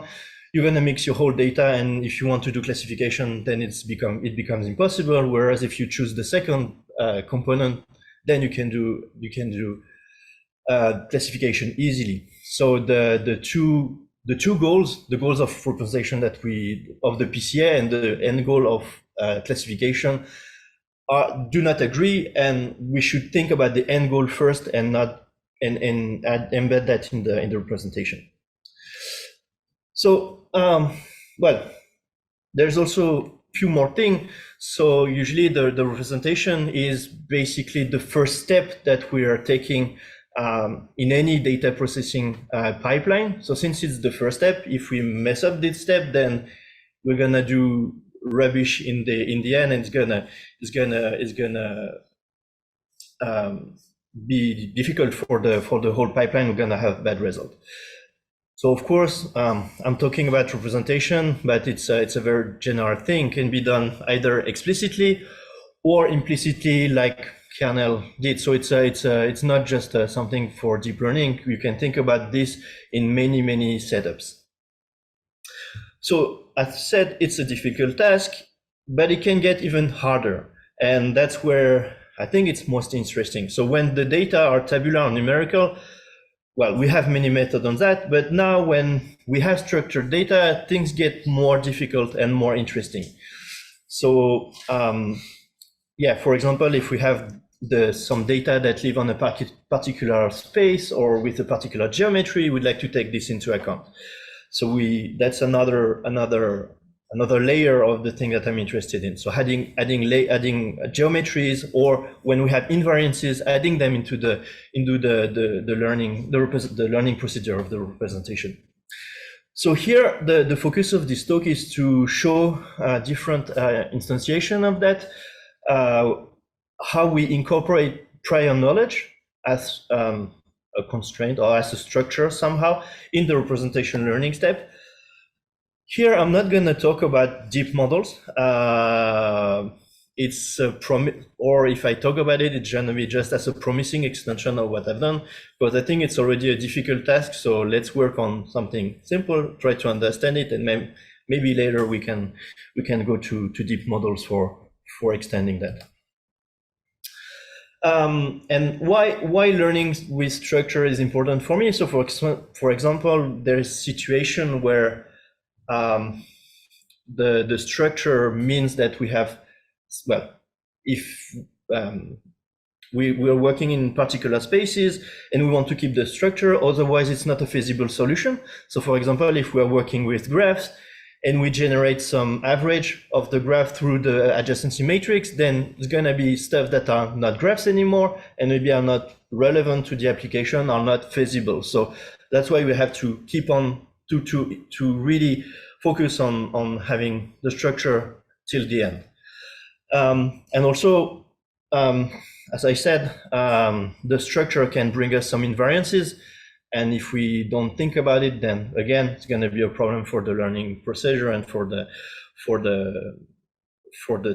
bottom line task. The simple instantiation of that is, for example, again, if we're working with graphs, then usually there's some invariant supermutations, and if we don't think about that and just do the average of the adjacency matrix, then it's going to be completely random things. Again, that can also be a way to incorporate prior knowledge. So the two first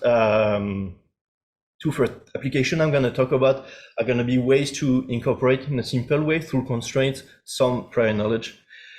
And the final thing is that using the structure also we can sometimes accelerate the optimization problem. So for example, if we know that we're on some remaining manifold, then if we add this this knowledge in that, we can have more adapted and optimization algorithm. In terms of application, so there's still stuff that I'm actually working on and I'm not interested in. So first one is when I have graph data, it usually comes from malware application, well, malware detection application, where we work on the control flow graph of from source codes and want to detect which, well, try to classify if a given code is a malware or not. Another application that I like is working on EEG data, where usually, well, I talk about it later, but the present golden standard is to use covariance matrices and then to use Riemannian geometry for that. And then there's another thing that, well, that's the first thing I'm going to talk about is a halving strategy in causal structure. So adding some simple constraints that have practical implication for the learning procedure. Okay, so let's move on to this first application. So adding some constraints in some counterfactual applications. So the framework here is in the controlled randomized experiment. So let's assume we have some treatment that we want to study. We have the treatment group, the control group, and then so we split the population in two, and then in those two populations, then we'll have two subpopulations depending on the outcome. So is it a positive outcome? Is it a negative outcome for each of the two populations? Now, if we have something like this, what can we do? We could, for example, check the efficiency of the treatment for the whole population. Let's say we give it to everyone. Would it be efficient compared to not giving it? But with that, actually, we may want to do more, and maybe we would like to have some kind of optimal treatment strategy, meaning that not everyone should be treated. Maybe there's people that respond better than others to the treatment, and if we find them, then maybe we can have a more efficient way of treating people. So of course, well, that would work well if we had access to a parallel universe where we would know if what happens, well, the outcome if someone is treated and the same person is not treated. Unfortunately, the quantum physics is not yet advanced enough, so we have access to such parallel universe. So we're gonna have this hard assumption that the two populations do not intersect, so we don't know the counterfactual, meaning that we know how the outcome for the situation, for example, If the person is treated, we know the factual outcome, so we know what happens when she's treated, but we don't know when she's not treated. So we call it the counterfactual. So we that's the classical setup, but it goes without saying that it's a hard limitation. So if we have all that, then we could do A/B testing. So A/B testing is the usual tool. We could give that would give us an answer for the whole population, but not at the individual level. We won't know if the treatment is adapted to particular types of people. We'll just know if we treat everyone on average, what's going to happen. Actually, what's more interesting is the later one, finding the optimal treatment strategy. So something in some literature it's called uplift. There's other names for it. But we want to find a strategy given the feature, given the description of the user or the patient, depending on what the application. And we want to find a strategy given the description of the patient for applying the treatment or not to have the best overall effect on the whole population. So now let's rewind and let's take the same case again. So here, let's say we have a treatment like that and we observe these results.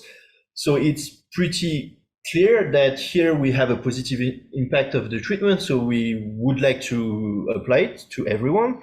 So it's pretty easy. And now here there's the impact does not seem to be very significant. So here we don't really know, but actually, if we were able to, maybe there's some compensation effect. So maybe actually, if we were able to target, we could even have better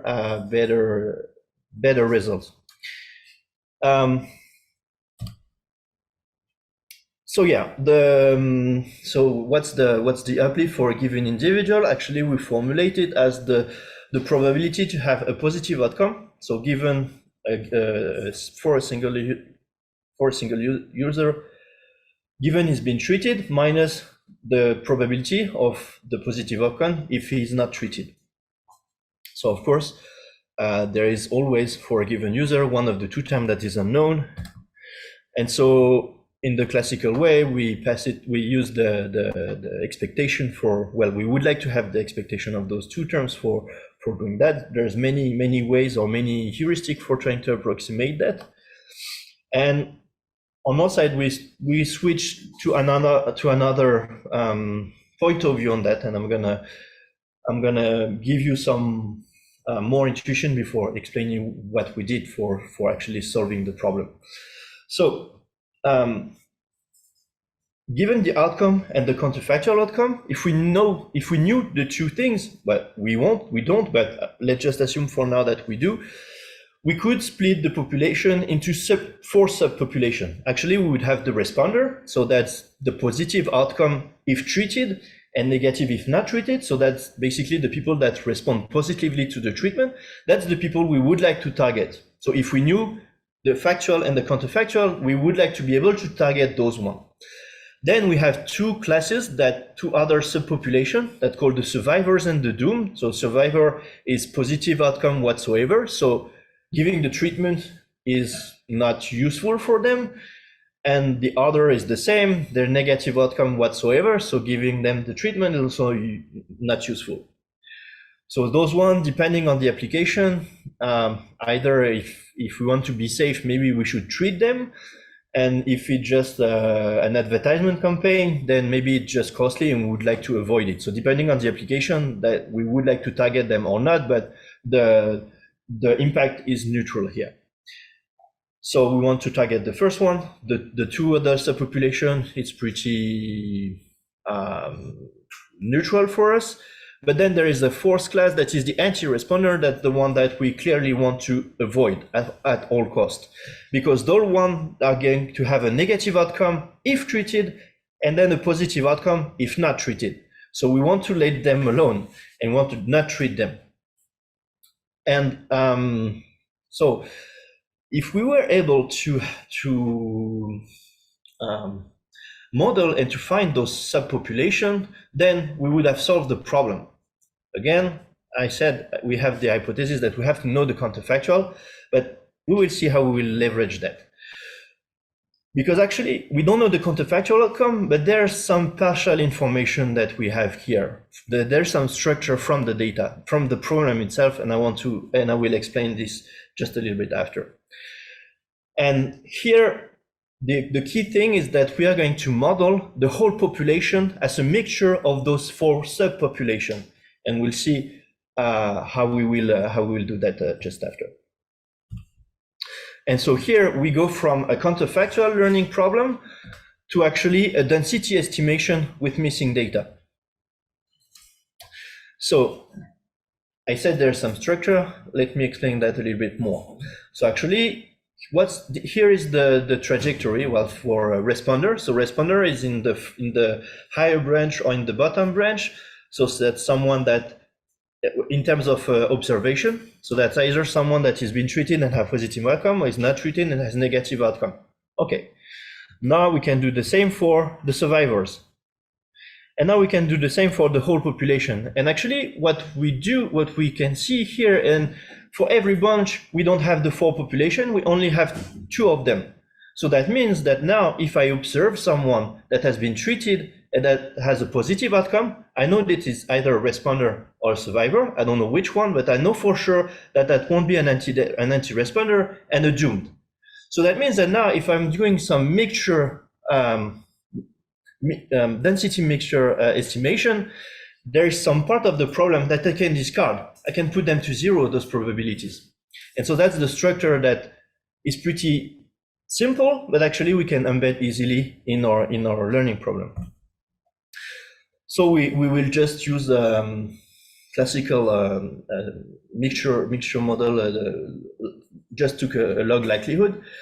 And here, we will only have four densities, 1 density for each of the subpopulation I've been talking about. And then what we are, well, for having the solution, we just need to estimate the parameter of each density, and also the mixture parameter. And quite logically, we turn to the EM algorithm, well, a variant of EM algorithm to adapt to this problem with having missing data. And compared to a classical unsupervised mixture problem, here we have some partial information, and that's the key thing. So logically, the first step was to try to apply it with parametric with the just Gaussians, and actually it turned out so. Well, that's the toy problem, and yeah. So as I said, we have some constraints. So those constraints, we can write this in this form. And so if we have someone that's been treated, positive outcome, then we know that the probability of being doomed, of being enforce that in our EM in the E step of the EM algorithm, and then we just do the estimation classically. And we had some nice results on some toy data that we were happy with, and some also encouraging result on also some real data. So I have until I have 10 more minutes, right? Or more? Yeah, maybe 5 minutes. Okay. So I'm gonna skip one part and just go to this part. So the other part was just some kind of same vibe of using an EM with some constraint on some. You have more time. Yeah, you have more time. How more? 15 minutes normal. Okay. Okay, I'm gonna maybe go fast on this one. So that's some constraints in preference aggregation. So it's a collaboration with a colleague in computational social choice. So it's a sub part of well, it's at the interplay of social choice, computer science, and multi-agent systems. And they try to analyze the aggregation of preferences, or the way people take decisions, voting system, for example. And there's one case that's the epistemic case, where each vote is considered as a realization of a random variable. And we use probability distribution of the possible value to take that's called the noise model, and they're used to do the inference. And here we express the aggregation as a maximum likelihood problem. So that's the classical way. And we applied it to multi-winner approval. So multi-winner, you ask someone not to pick one name, you just ask someone to pick the name that he thinks are acceptable and discard the other. So it just kind of short list. And then we want to aggregate. And we want to use it for example, voting for parliaments, for picking up deputies. The thing is, usually we have extra constraint, and the extra constraint here is that, for example, we know the committee size. So we know that we don't want, when we do the aggregation, we have some limit on the number of deputies that we will select. Sometimes we have some extra, so if it's in crowdsourcing application, sometimes we have some prior knowledge. So let's say here on the bottom left, the task is to guess the teams that, depending on the color of the people cheering, and we know that at most we will have 2 teams, so maybe there's 1, maybe there's 2, but there won't be 3 or 4 teams. So we have this hard constraint here, and sometimes, so that's prior knowledge, and sometimes we have hard constraint. So if we want to select students for some master, for example, then we know that we have a certain number of seats and we cannot exceed it. So that's those 2 cases. The model that so first, modeling multi-winner as in the epistemic case was new, so that's the first contribution here. And the noise model here was to say that the probability, where we had a probability for a given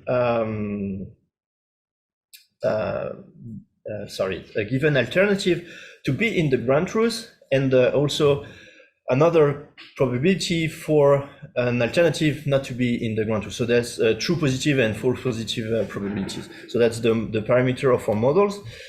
And the hypothesis also, it's maybe a bit strong, but that's the alternatives are mutually independent, and the voters' ballots are also independent. The second one is maybe not so strong, but the first one is a bit strong. So we write the likelihood, and so people will vote to multiple questions, and then we'll try to infer the parameters PI, QI for each of the users, and we also parameterize the probability over each alternative, and that's what we will use then for doing the aggregation in the end. And here we add the constraint in the form that we have a lower bound and an upper bound on the size of the ballot, and that's what we will incorporate this constraint into the probability of the prayer of P of X, and if there is some solution that exceeds the slower bound or upper bound, then we put this probability to 0 in the model. So it's just some kind of projection again into the EM. We can add this projection step, and yeah, it's just some kind of EM problem, EM algorithm, and it worked actually very well. And also that was another thing that well, of course, EM is something classic in machine learning, but for this field, it was something that was, although it's a cousin field, it was not so. It was a bit new for them, and that was also interesting to make bridges with them. So my PhD student made also interesting. Also, that's a field where they don't really play with data, and here that was also an interesting thing to try the algorithm in real life. So he gathered data and made some quiz about football, and he asked people. Okay, he took pictures of teams, because he liked football, so he wanted to do some fun things for him. So he took pictures of matches, so he degraded it, and he asked to people, okay, tell me which are the teams on the images. So that looks like this, the demo that he did for image notation. And he compared this with two classical aggregation rules, and the two that he proposed. So the EM with the constraint and without the constraint, and both of the approaches were better in terms of accuracy. So that was also like a way to include this knowledge into some prior knowledge, some constraint again into the learning problem. Okay, I'm going to speed up for the last one, and this was so this is something a little bit older, I would say, but something that I'm continuing working on. So I've been working with the data on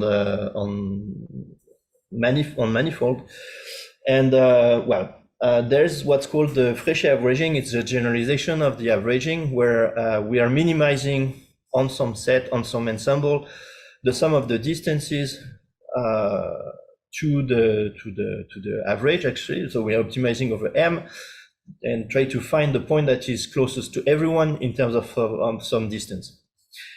Of course, if we take the Euclidean distance, that's the classical Euclidean mean, and if we take something else, then that's a more general mean. So I've been working with covariance matrices, and in the case of EEG data, the covariance matrices are strictly definite positive, so we can manipulate it as data belonging to a manifold. And using this geometry had some interesting effect, because we could be free from some artifact, something like that was called the swelling effect, where actually when you want to interpolate in the Euclidean sense, you have some artifact that happening, and this artifact does not happen when you're using the Riemannian geometry. So there's many ways to have covariances for EHT data, depending on the paradigm you're working on. And so that, as I said, it's not the golden standard. It's been 10 years now. And what we are actually doing here is trying to kind of modify the classical learning algorithm to fit them on the Riemannian manifold.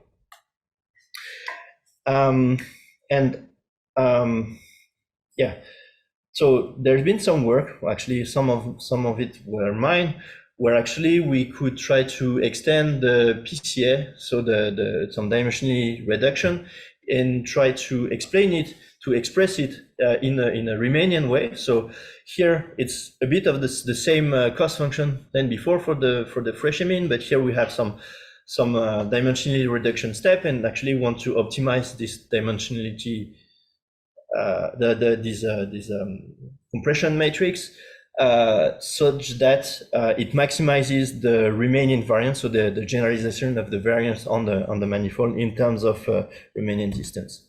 So that was working well, and we extended to handling missing data, because when we have missing data, actually it's an issue when we're dealing with the data on the manifold, because now if we just fill it with 0, the matrix are not definite positive anymore, and we can just use the geometry here. And so, for example, if we work with EEG data, and let's say we have a sensor that is disconnected, then we have a full column, a full line that is 0. So there's some structure here, so we will try to use it, because otherwise we will just fill it with zeros. It's going to be complete nonsense, and we can't do anything with it. And so actually, what we did here is use the fact that we know the structure of so we know that when there's a sensor that is disconnecting, it's either a line in a column. So we could try to apply a mask on it. So select the submatrix, because on the submatrix, there's still information. So we extract this submatrix. This submatrix will be strictly definite positive. And we apply the same mask on the mean. And actually, that means that when we optimize over X, the submatrix of the observed data will contribute to the submatrix of the mean we are computing. And if we have data for each sensors, then we are sure that we can compute an average overall. So even if we missed one sensor, the data for one sensor in each covariance, it's okay. As soon as each covariance is sensor is in one in a matrix, then we will have a valid PSD average. And well, we are actually working on trying to extend that to having not a mask, but now having some kind of subspace to have some kind of compressing sensing approach to the adapted to coherence matrices. I think I'm over time, so I'm gonna conclude. So first, I have to thank the many collaborators that worked with me on that.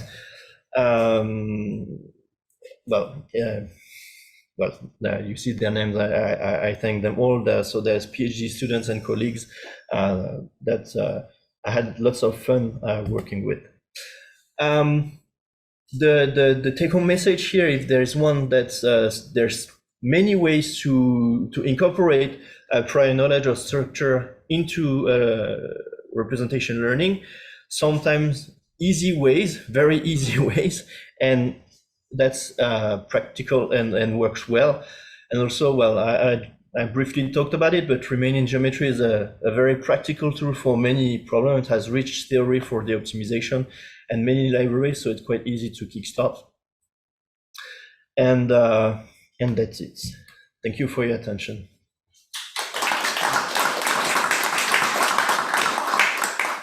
Questions? For the part on Prairie, so you use a logarithmic distance, and it's possible to try with other type of. I mean, basically, what is the reason for this choice? And, for instance, I work with optimal transport, so there is another Riemannian geometry and covariance. So you think could be interesting? Yeah, sure. I think so changing geometry sometimes give us some different properties, and I think it would be nice at least to try, because sometimes before trying we don't really know how it's going to work for some particular type of data. So it sure is a good idea to try. And here the idea for using the log Euclidean distance is that I talked about the swelling effect. So the swelling effect is that, let's say I'm interpolating between this point, and both of them have the same determinant. So in blue, it's the Euclidean shortest path one. And if I interpolate between them, I will have a determinant. The matrix that I will produce will have a determinant that is bigger than the two others. And if we think about the determinant of such covariance as some amount of information, by interpolating, I'm kind of creating information. So actually just an artifact, we don't create information here.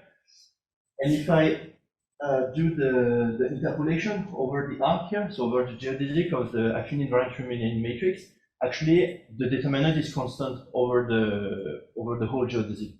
So I'm completely free from this artifact. So that's one, I think that's one of the things that makes it work in practice for the covariance matrices. So actually, let's say if we think about the covariance as ellipse, if we do the Euclidean interpolation, and the ellipse is on one side and the other on the other side, the Euclidean interpolation will go through some sphere before going back to the ellipse. So the determinant is bigger and then goes back. And if we do it with the Riemannian, then it will tilt and not deform. So the determinant is supposed to be constant. I mean, it's kind of a built-in constraint. No, but I mean, I said if A and B have same determinant, that's what's happening. Sometimes they don't have the same determinant, but at least when I'm interpolating, I'm doing like deforming and also stretching a little bit on the same time and not going through the sphere for doing the deformation. So you want the determinant of the barycenter should stay the convex L somehow. Yeah, yeah. Okay, thanks. I will check, but I don't think it's true for optimal. Okay. Well, I'm not sure it's some requirement, but it surely is nice when we apply it to the real data. So thanks for the nice talk. It's great to see that you are making a lot of progress along this line in the last couple of years. I also have a question about this data part. So I'm also very much interested in geometrical optimization like this. But can you justify the use of these metrics? I'm sure they are natural, but can you say more than that? Well, Practically, what the real advantage of it? well, that goes along what I'm explaining here. The fact that it's immune. Well, that's this invariance to the swelling effect. That's one very in hard point. practice, does it really make a big difference? Like suppose you just naive projected gradient or something. Oh, you mean okay. So I'm not just using it for the optimization problem. I'm also using it to define the loss. So that means that I'm having so of course, if I was just using it for optimization and the loss was the same, whatever I'm using Euclidean or geometric or Riemannian, I would have the same solution but faster. Here I'm using it in the loss, so I will have different properties for the learning method itself. And the invariance that I have in the loss, well, in the distance, I will have it in the loss and have this property for the method. So the swelling, the immunity to swelling effect is embedded in the learning algorithm. So that's a nice thing. And we also have some so the affine invariance come from the fact that if I have invertible matrix that I apply left and right on my covariance, the distance will be the same. And it can be seen as if I was just taking, like, let's say I have the distribution of points here, I'm just moving it here, and the inner distances will be the same. So if I have some context that changes the way the covariants are, it's okay for me as long as, well, the distances between the points will be the same. And Euclidean distance does not give me that as well. In addition to this kind of geometric constraint, can you also learn some useful metric from data? So in two cases, so we learn of this metric. Actually, that's so not for, well, I've not seen it for this, but actually for this. Actually, so this is so okay. I didn't talk about this one, but this is the Euclidean distance. The Euclidean is as if I'm kind of projecting the data on a tangent space, and on a tangent space that is centered at the point R here. If I do this kind of, I said projection, but it's not really a projection. So if I do this kind of projection, it involves some deformation, and the further I'm from the center, the more deformation there is. And there is some work where they try to learn this center of projection, and that gives them some kind of some sort of metric. And so it's called the log Euclidean metric learning. So yeah, they can do some work there. Thank you very much. Thank you. Any other questions or comments? I have a question about application. You mentioned in the last part of EEG, you mentioned some channel like disconnected, and you try to, what's the purpose of this task, or what's the goal of this task? So here, so let's say we're in this case. So, you know, when we're working with EEG data, usually we don't have lots of data. So let's say I have some epoch, some observation that have some noise like that. I can't use it with the Riemannian geometry. So that means my only choice is either to have some heuristic to do completion, but then my result will depend on the completion algorithm that I have, or I can just do removal. But then it's a little bit sad because there's still some information here that I would like to use, and I don't have enough data to be able to discard data like that. So that's the whole idea here, is that there's some useful information here, so let's use it. And we did some experiment where we compared the result of our algorithm versus discarding the data or just using the Euclidean distance and putting the data like that. So the idea here was there's some structure, there's still some information. We don't have lots of data, so let's use the most data that we can.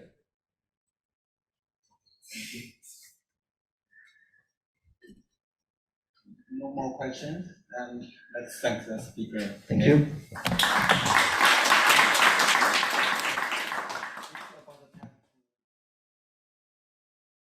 So I'm Ichiro Takeuchi. I'm a team leader of data-driven biomedical science team. And this is joint work with Miwa-san and Yui-san, which will be there. And this work will be presented in the next ICLR conference. So in the previous talk, an important thing about the computational biomedical science is prediction and explanation. We have two goals.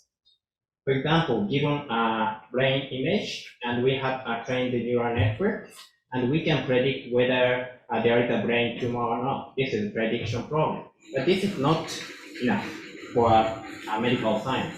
We want to provide an explanation. For example, which part of the brain has a tumor or something like that. And we want to think about the reliability of these machine learning results. How reliable is the prediction and how reliable is this explanation? This is a very important problem, especially for AI for science. And in this talk, I'm going to talk about how to quantify the reliability of explanation. Okay, so when we think about how we can quantify the reliability of explanations, let's go back to very traditional linear model. So, for example, if we think about a linear model, something like this, and suppose that we have a data and fit the least square regression, and then we obtain the estimate of the beta tree to be 3.4. Whether this 3.4 is meaningful or not. So to answer this question, in traditional statistics, we're gonna make a statistical test with the null hypothesis to be beta 3 to be 0, and the alternative hypothesis to be beta 3, not 0. And in order to quantify the reliability, we can compute, for example, p-value. Here, p-value will be the probability of observing more extreme value than the 3.4 under the null hypothesis. If this p-value is very small, it indicates that something special thing happens. While if the p-value is large, close to 1.0, then it means that this is just by chance. So p-value can provide some quantification of the reliability. And we want to do the same thing for the explanation. So now we're going to consider quantifying the reliability in the framework of statistical tests. To do this, let's think about this setting. So we have a test image for the trained neural network. And then we can have several saliency map methods, for example, CAM or GradCAM. Actually, this is a result of CAM. And then we can think about the threshold. And if we pick up the region where the CAM is greater than a certain threshold, we can have this attention region. So we expect that this is something special region. And in order to quantify the reliability of this explanation, we can think about difference image, which is known to be normal, and pick up the same region as the attention region here. And then we can compare the attention region in the test image and the attention region in the reference image. And we can think about two sample tests and provide a p-value. So is this enough to provide the quantification of the reliability? So in order to understand the problem more, let's think about a working example. In the first step, we actually trained a neural network with a training set, which includes 939 images with tumor and 941 images without tumor. So we chose relatively simple neural network, but this could be any type of neural networks. So then, in the step 2, we provide several test images, something like this, to the trained neural network, and compute the saliency map, like CAM or GradCAM. And pick up the region where the curve value is greater than the threshold and compare it with the reference image. So this is the problem setup we actually did. And now let's think about just comparing these two regions. This region in the test image and this region in the reference image, and compare the difference between these two. And I'm going to call it naive p-value. And this is a result we have. First, this is a case with real tumor. So this is a real brain tumor. In this case, if we forget about this is obtained by trained neural network, the statistical p-value was 0.00. This is fine because this is brain tumor and this is not. So which actually the p-value tells that this is something special. But let's do the same thing for the case without real tumor. So this is without tumor and this is without tumor. And we did the same thing. So when we compute the p-value by naive two-sample test, then we again have p-value to be 0.00. So this is something that we don't want because this is not tumor. So we expect that the p-value could be something like larger than 0.05, for example. So using naive statistical test for this problem is actually not enough. So I'm gonna propose alternative approach using so-called selective inference. So selective inference is a new statistical inference framework for data-driven hypothesis. And we did the same thing using selective inference. Actually, in selective inference, we're gonna think about this region can be extracted by using the trained neural network. We think about this and then just compare this. So in the case with real tumor, so p-value was 0.00. So that's fine because this is a brain tumor. When we apply the selective inference framework that I'm going to explain in this talk, then without real tumor, the p-value was 0.78.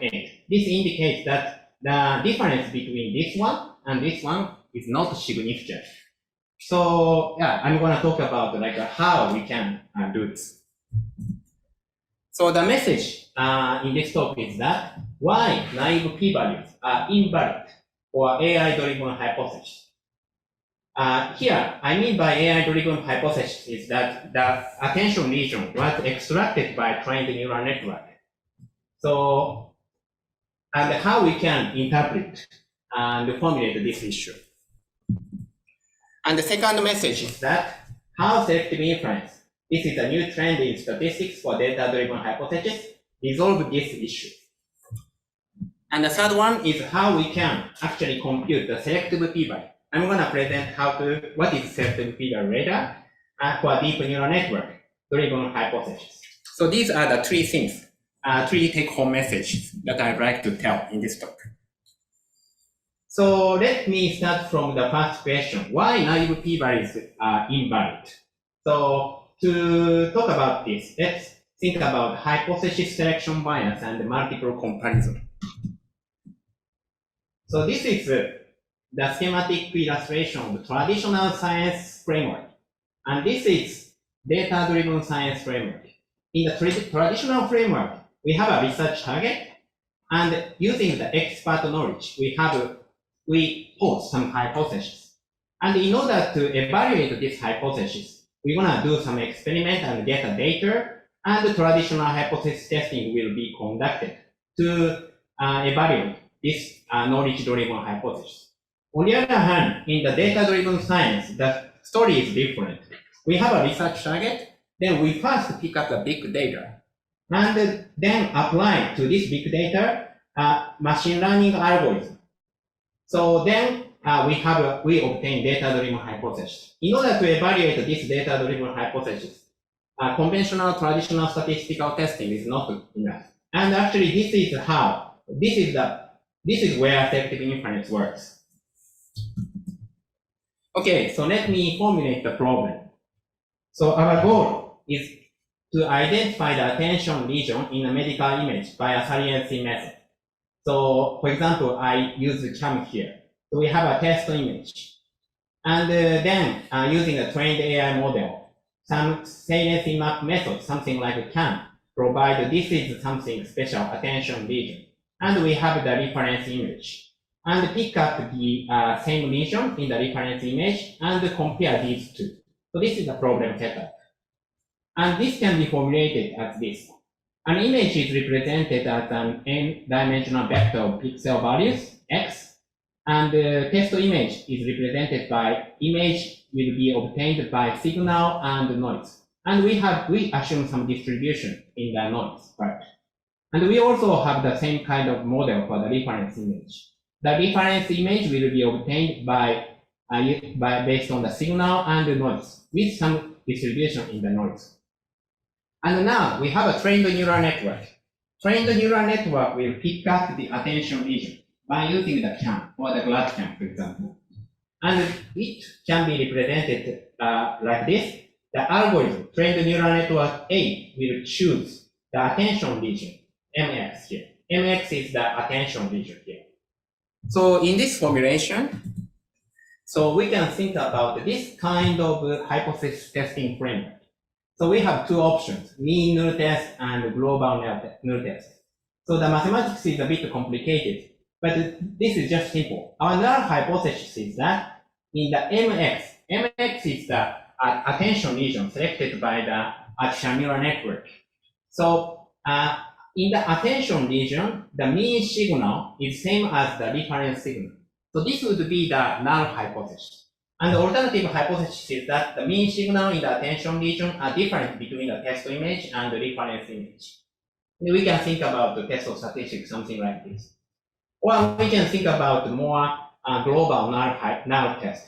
Here, the null hypothesis is that in the attention region, all the signals are same.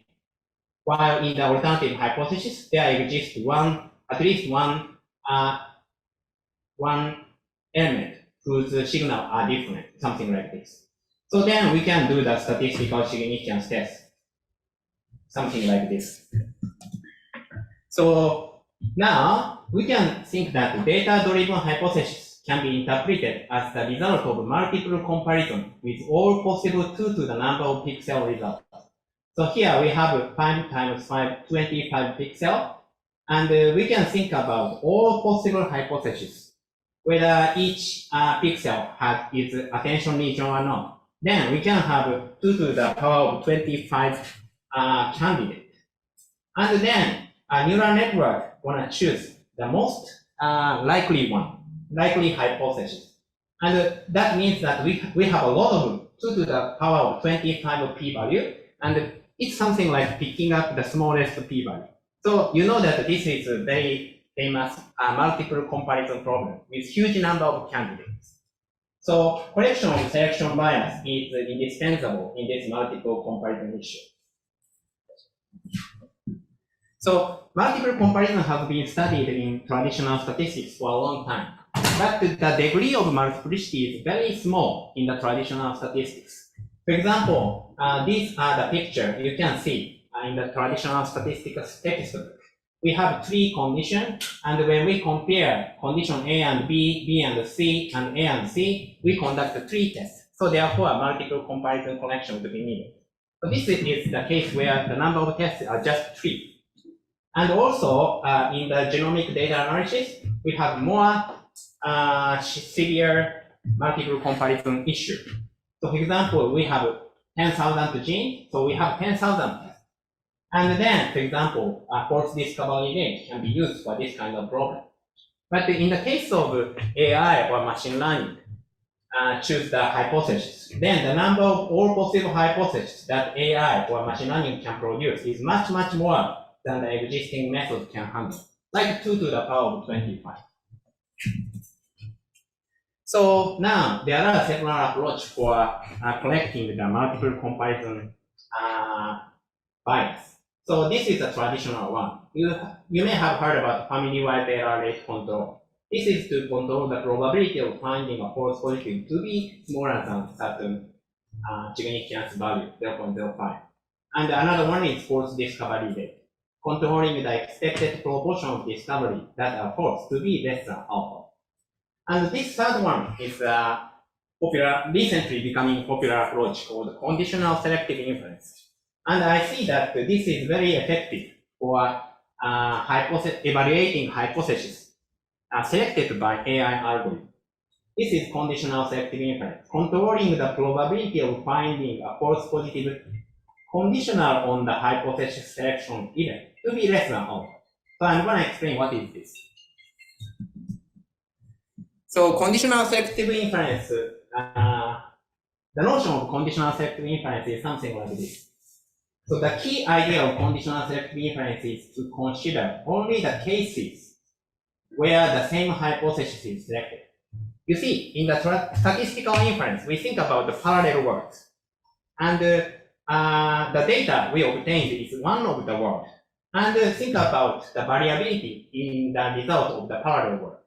So now we have a data generating process and observe data and apply some algorithm and then obtain hypothesis speed. But in order to make an inference, we need to think about the parallel world. In some other parallel world, so this is an imaginary parallel world, so it may be difficult to see, but for example, if another data is obtained and then algorithm is applied, another hypothesis might be selected. For another data, by applying an algorithm, then another hypothesis will be selected. Something like this. So in the traditional statistical inference, we think about all of these situations. But in the selective inference, we restrict our attention to particular cases where same hypothesis, sorry, it is difficult to see. This says that hypothesis B, hypothesis B. We only care about the parallel world where the same hypothesis is generated. So we only care about these three parallel worlds. Question? Yes. You have several different data because data is sampled from some distribution. What happens if algorithm is randomized algorithm? I see. Yeah. So in the algorithm, it's probabilistic. For example, in order to apply a selective inference, if we condition on the random seeds, then we can do the selective inference. But when the result hypothesis itself is randomly generated, the story gonna be a bit complicated. You can't really eliminate number. Yeah. But you need to compose all. That's right. That's right. Yeah, that's right. Yeah, that's a very good point. Yeah. So for now, we consider some non-random algorithms. If we need to think about randomized algorithm, we need to think about fixing the randomness.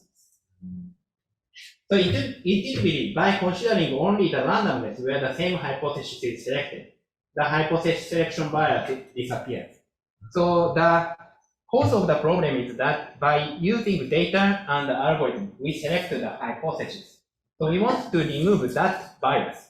But if we only think about the situation where the same hypothesis is selected, then we don't really have to think about that bias. So this is the basic notion of the conditional selective inference.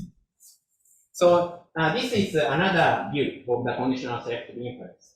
So let's say this is a data space. A point here indicates one data set we observe. And we have an AI algorithm. And by applying a data set into the AI algorithm, then we obtain hypothesis G. So we can think about many other data points. And by applying AI algorithm to each of the data, we will have a variety of hypotheses. But as I told you, we focus on some set of data where same hypothesis would be obtained, which means that we can think about a subset of data space, something like this, where the same hypothesis B would be selected. So now the point of the conditional selective inference is that rather than think about all this data space to be the population, we consider only this part to be the population and conduct a statistical inference. Then we can forget about the selection bias. So this is just an intuitive explanation. So how can we do that? So in the ordinary statistical inference, p-value would be computed something like this. Under the null hypothesis, we're gonna compute the probability of obtaining more extreme value than the observation. So this is the definition of naive statistical p-value. In the conditional statistical inference, we're gonna have this kind of p-value. Here the point is that we have a conditioning part. So we think about the probability of obtaining more extreme value than the observation under the condition that the same hypothesis is selected. If we can think of, we can compute this p-value, then this p-value is free from the selection bias. So the point is that how we can compute this p-value. I mean, how we can handle this conditioning part. So let's analyze the ordinary p-value and selected p-value.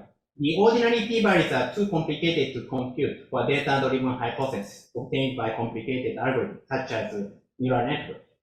The selective p-values are computable as long as the selection event of the selected hypothesis are characterized in tractable way. So the key idea of conditional selective inference is to decouple the hypothesis selection and the statistical inference, so that the latter can be done as if the hypothesis is fine. Conceptually, you can think that, so for example, we divide the data into half, and then for using a part of the data, we select the hypothesis. And the other, using the other half of the data, we can make a test. This is fine. So it is something like this. So we decouple by conditioning the hypothesis selection part and the statistical inference part. Okay, so now let me briefly introduce the history of conditional selective inference research. So the notion of conditional inference has long been used in many problems are known in the literature of statistics. But this conditional statistical inference became popular after this paper in 2016. So they first proposed a computationally tractable conditional selective inference method for last problem. And inspired by this Lee et al. Work, many problems have been analyzed by using conditional selective inference. And actually, this is called polyhedron-based selective inference, can only handle very, simple type of selection event. So it was not be able to apply to, for example, neural network-driven hypothesis. But here, we think about how to relax this polytope-based selective inference to more general one. And yeah, so this is something we have been working on right now. So let me give you the intuition about the selective inference.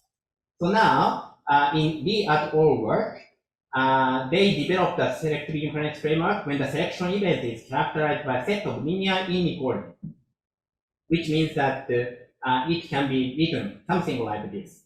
So let's say this is a data space, and we said that we only think about the subset of the data space where the same hypothesis would be selected. If the selection event can be characterized by a set of linear inequality, the subset of the data space is going to be something like this. And in this case, we think about this subspace is the population and conduct statistical inference. So if we think about the normality of the noise distribution, then we only think about this space. So in this case, the sampling distribution used for statistical inference gonna be truncated normal distribution, because we only care about this one and do not consider about the other types. So the inference will be done using the truncated normal distribution. Is the Gaussian assumption only for illustration? No, this is a very important assumption. So the noise part, we can only use Gaussian for now. Suppose you know the density function probably. Yeah. Replace Gaussian with that one. Sorry? Suppose noise is Laplacian, for example. Then can you apply the same? Yeah, I think that if we completely know the distribution, we can transform the data so that it fits to the Gaussian, then it can be done. So now we're going to think about applying conditional selective inference for deep learning. So this is the problem setup I already talked about. And for this kind of neural network, we will obtain the CAM. That is the attention lesion detector. And we can actually describe the selection event of attention lesion detector. So you may think that the deep neural network is very, very complicated. But if you think about decomposing each component of deep neural network, something like convolution with ReLU unit and max tuning, upsampling, and convolution and thresholding, something like this. This can be every component of these parts can be represented by piecewise linear function. So this means that let's say the CAM value can be represented by a piecewise linear function of the input image. So this is the input vector, this is a pixel value, and this is the CAM value. And the CAM value looks something like this, represented by a piecewise linear function. So now we are thinking about choosing the attention lesion by thresholding this CAM value. For example, threshold, something like this. So then the lesion is characterized something like this. So we have several input vector lesion where the threshold of CAM value is greater than this threshold. So we can identify the selection event that the set of pixels are selected as attention lesion based on the CAM value. So now I would like to show some results. This is the case with real tumor. And when we apply naive p-value, this is 0.00, indicates that this is something special. So this is okay. And when we apply the selective inference, selective p-value is also 0.00. So this is also fine. So both are true positive. So this is also a case with real tumor. So both p-values are 0.00. So they say that the difference are statistically significant. So this is a case without real tumor. So when we see these two cases without tumor, we expect that the p-value to be greater than a significance level. But the naive p-value tells this is 0.00. They mistakenly tells that this is statistically significant. This is false positive. On the other hand, selective inference can tell that p-value is 0.78. So this is true negative. So another example of the case without real tumor. Again, the naive p-value tells this is p-value 0.00, statistically significant, but this is wrong. On the other hand, selective p-value can tell that this is not significant. So, yeah, this is what I mentioned as a message, take-home message in my talk. So I hope that somehow you can get some intuitive understanding of why naive p-values are invalid for AI-driven hypothesis, and how we interpret and formulate this issue. How selective inference, this is a new trend in statistics for data-driven hypothesis, resolve this issue. And how can we compute selective p-values for deep neural network-driven hypothesis? Yeah, so this is a summary. Yeah, I'm gonna quit the talk here. Thank you so much.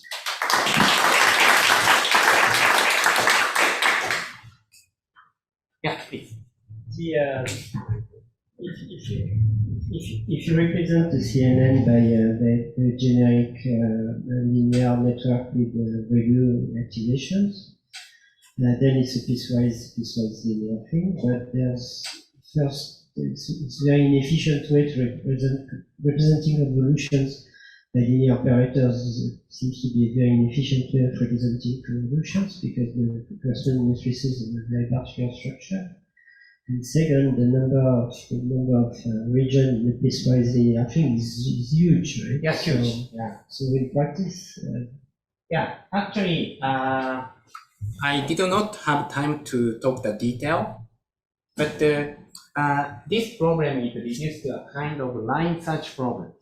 So we think about line in the data space and try to check whether this produces the same hypothesis as the original data set, and we just search over the line.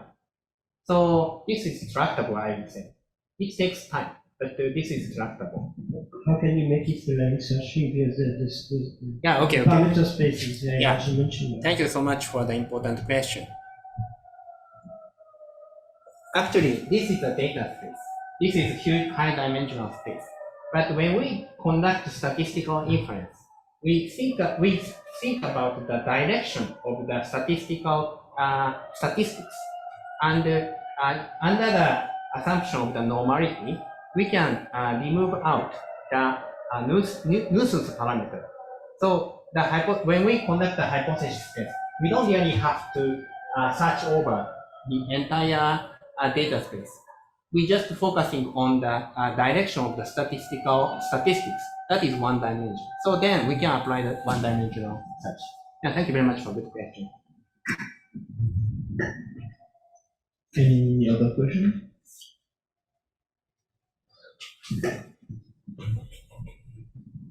Okay. Now, when you do the p-value, naive p-value and a selective inference, then you first compute the seventh map using CAN. It seems the CAN is used only for capture the region. Then you compute the p-value on the original data space, right? So I'm wondering, how about we use the feature map in the internal layers to compute the p-value? Is that what happened? Okay, so you mean that the feature map in the internal layer can be used for defining the hypothesis, defining the region of interest. Yeah, because my understanding is now you use seventh map only to detect the region. Yes. Of the data, then you compute the p-value on the original data set. Yeah, you are right. So I'm wondering if we can compute the p-value on the internal layer. I see. Yes, that's a very good question. And actually, we have been working on that, but it's not easy. Like as you said, we just define the attention region by the internal by the value in the internal node. But what we test is the original image. And in that case, we can compute the effective p-value because the test statistic is the line, as I told you in the previous question. But if we think about testing the internal value itself, the test statistic direction is very, very complicated. So we are actually, I and Yoi-kun over there are working on this problem, but we are now facing very difficulty. So it's not possible for now. Yeah. Thanks. Yeah. But if we can think about the, how to say, internal representation can be one-to-one map to the input images, then we will be able to do it. Yeah, so my answer would be for the particular class of neural network, we will be able to do it. But for in general, no. Thank you so much. The question?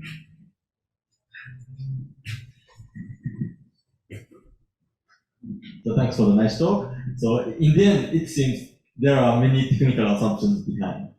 I would say technical assumption behind is that first we have to transform the data into to have the Gaussian noise. This is a very important assumption. And another, it's not assumption. It's the class of problem that we can work on is that the test statistic should be represented as a linear inner product of the data. Can you consider any asymptotics, like if you have many data? So the traditional statistics try to find the asymptotic sampling distribution for this kind of purpose. But I don't think they can do with the neural network doing hypothesis because it's too complicated. So yeah, but if we take the conditional selective inference, we can. hurt and some assumption is needed, but it's tractable. How about numerical methods like permutation test? Yeah, so we can. Ideally, we want to handle the classifier as a black box. That's right. So in that case, like you need to compute, for example, the cam value a lot, and check whether the same pixel would be selected or not each time. So that takes a huge time. But it's just inference, right? Just inference. So then it's not impossible. Yeah, so we are also. You are rich enough to have many GPUs in the lab. Yeah, we are also working on the Monte Carlo sampling approach. But I would say, for this neural network things, if since we can decompose it to piecewise linear function, we can compute exactly. So we don't have to rely on the sampling technique. This is only how to say. But based on sampling, can you somehow remove the strong Gaussian assumption? Yeah, you are right.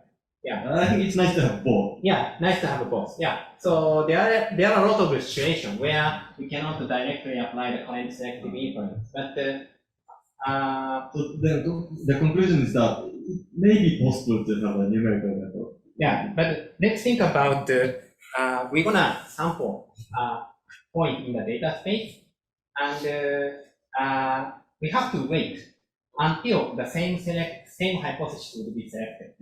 So we try many points in the data space, but almost always we fail to find the same hypothesis. Remember that we have 2 to the power of 25 hypotheses.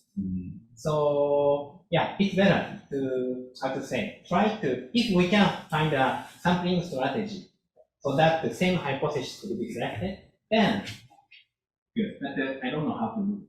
So we condition on the hypothesis to generate data. Yeah. So I know that this is big enough. Actually, this is very thin, very small. One of the 2 to the power of 25. So can you make it more approximate, like not really a point? Yeah. So yeah. Big reason. Conceptually, I thought about those kind of things many times. But Thank you very much. That's very interesting. Thanks so much. I have a question also myself. So you use CAM. You mentioned that track can exist and you could have used it. Actually, there's many methods for doing that. And my question is twofold. Is there an impact of the method that you're using for generating the heat map? And if there is an impact, could you use many mappings and like fuse it somehow, or would it be useful to have many mappings or not? Okay, so first, we are not proposing a new mapping. No, you're using it, but I know there's many. And so which one should you use? Okay. Did you test if it has an impact on the statistical test that you're doing after? So what do you mean by impact? Okay, I've tried the mapping for doing interpretation of neural network and some tests. And we tried many approaches, many heat maps. And actually some heat maps were failing and completely uninterpretable and doing nothing. Some were working. I see. And there was no clear win from one method to compare to the other, which is normal. And I was thinking, okay, is there one that works best for you, or does it has an impact to choose one? Is there one that you should be better than other, and or could you fuse multiple methods, multiple heat maps to have something maybe more powerful, or? Yeah. So I would say that when we have multiple methods, and this type of approach can be useful for choosing the true one. So since we will be able to compute the p-value itself, so we can just tell that any one of them would be significant or not. So we will not be able to say which one is good, but we can say which one is good, something like that. So you could say like compared to with this heat map, this one is heat map method it's not. Yeah, so heat map method 1 provides one heat map, and heat map method 2 will generate another heat map. But then you're back to multiple hypothesis testing. No, we need to collect the p-value. But if the number of heat map method is huge, so we have problem. But you can try like hundreds, like tens of heat map method. Then we need to multiple comparison collection, but that is easy. Yeah.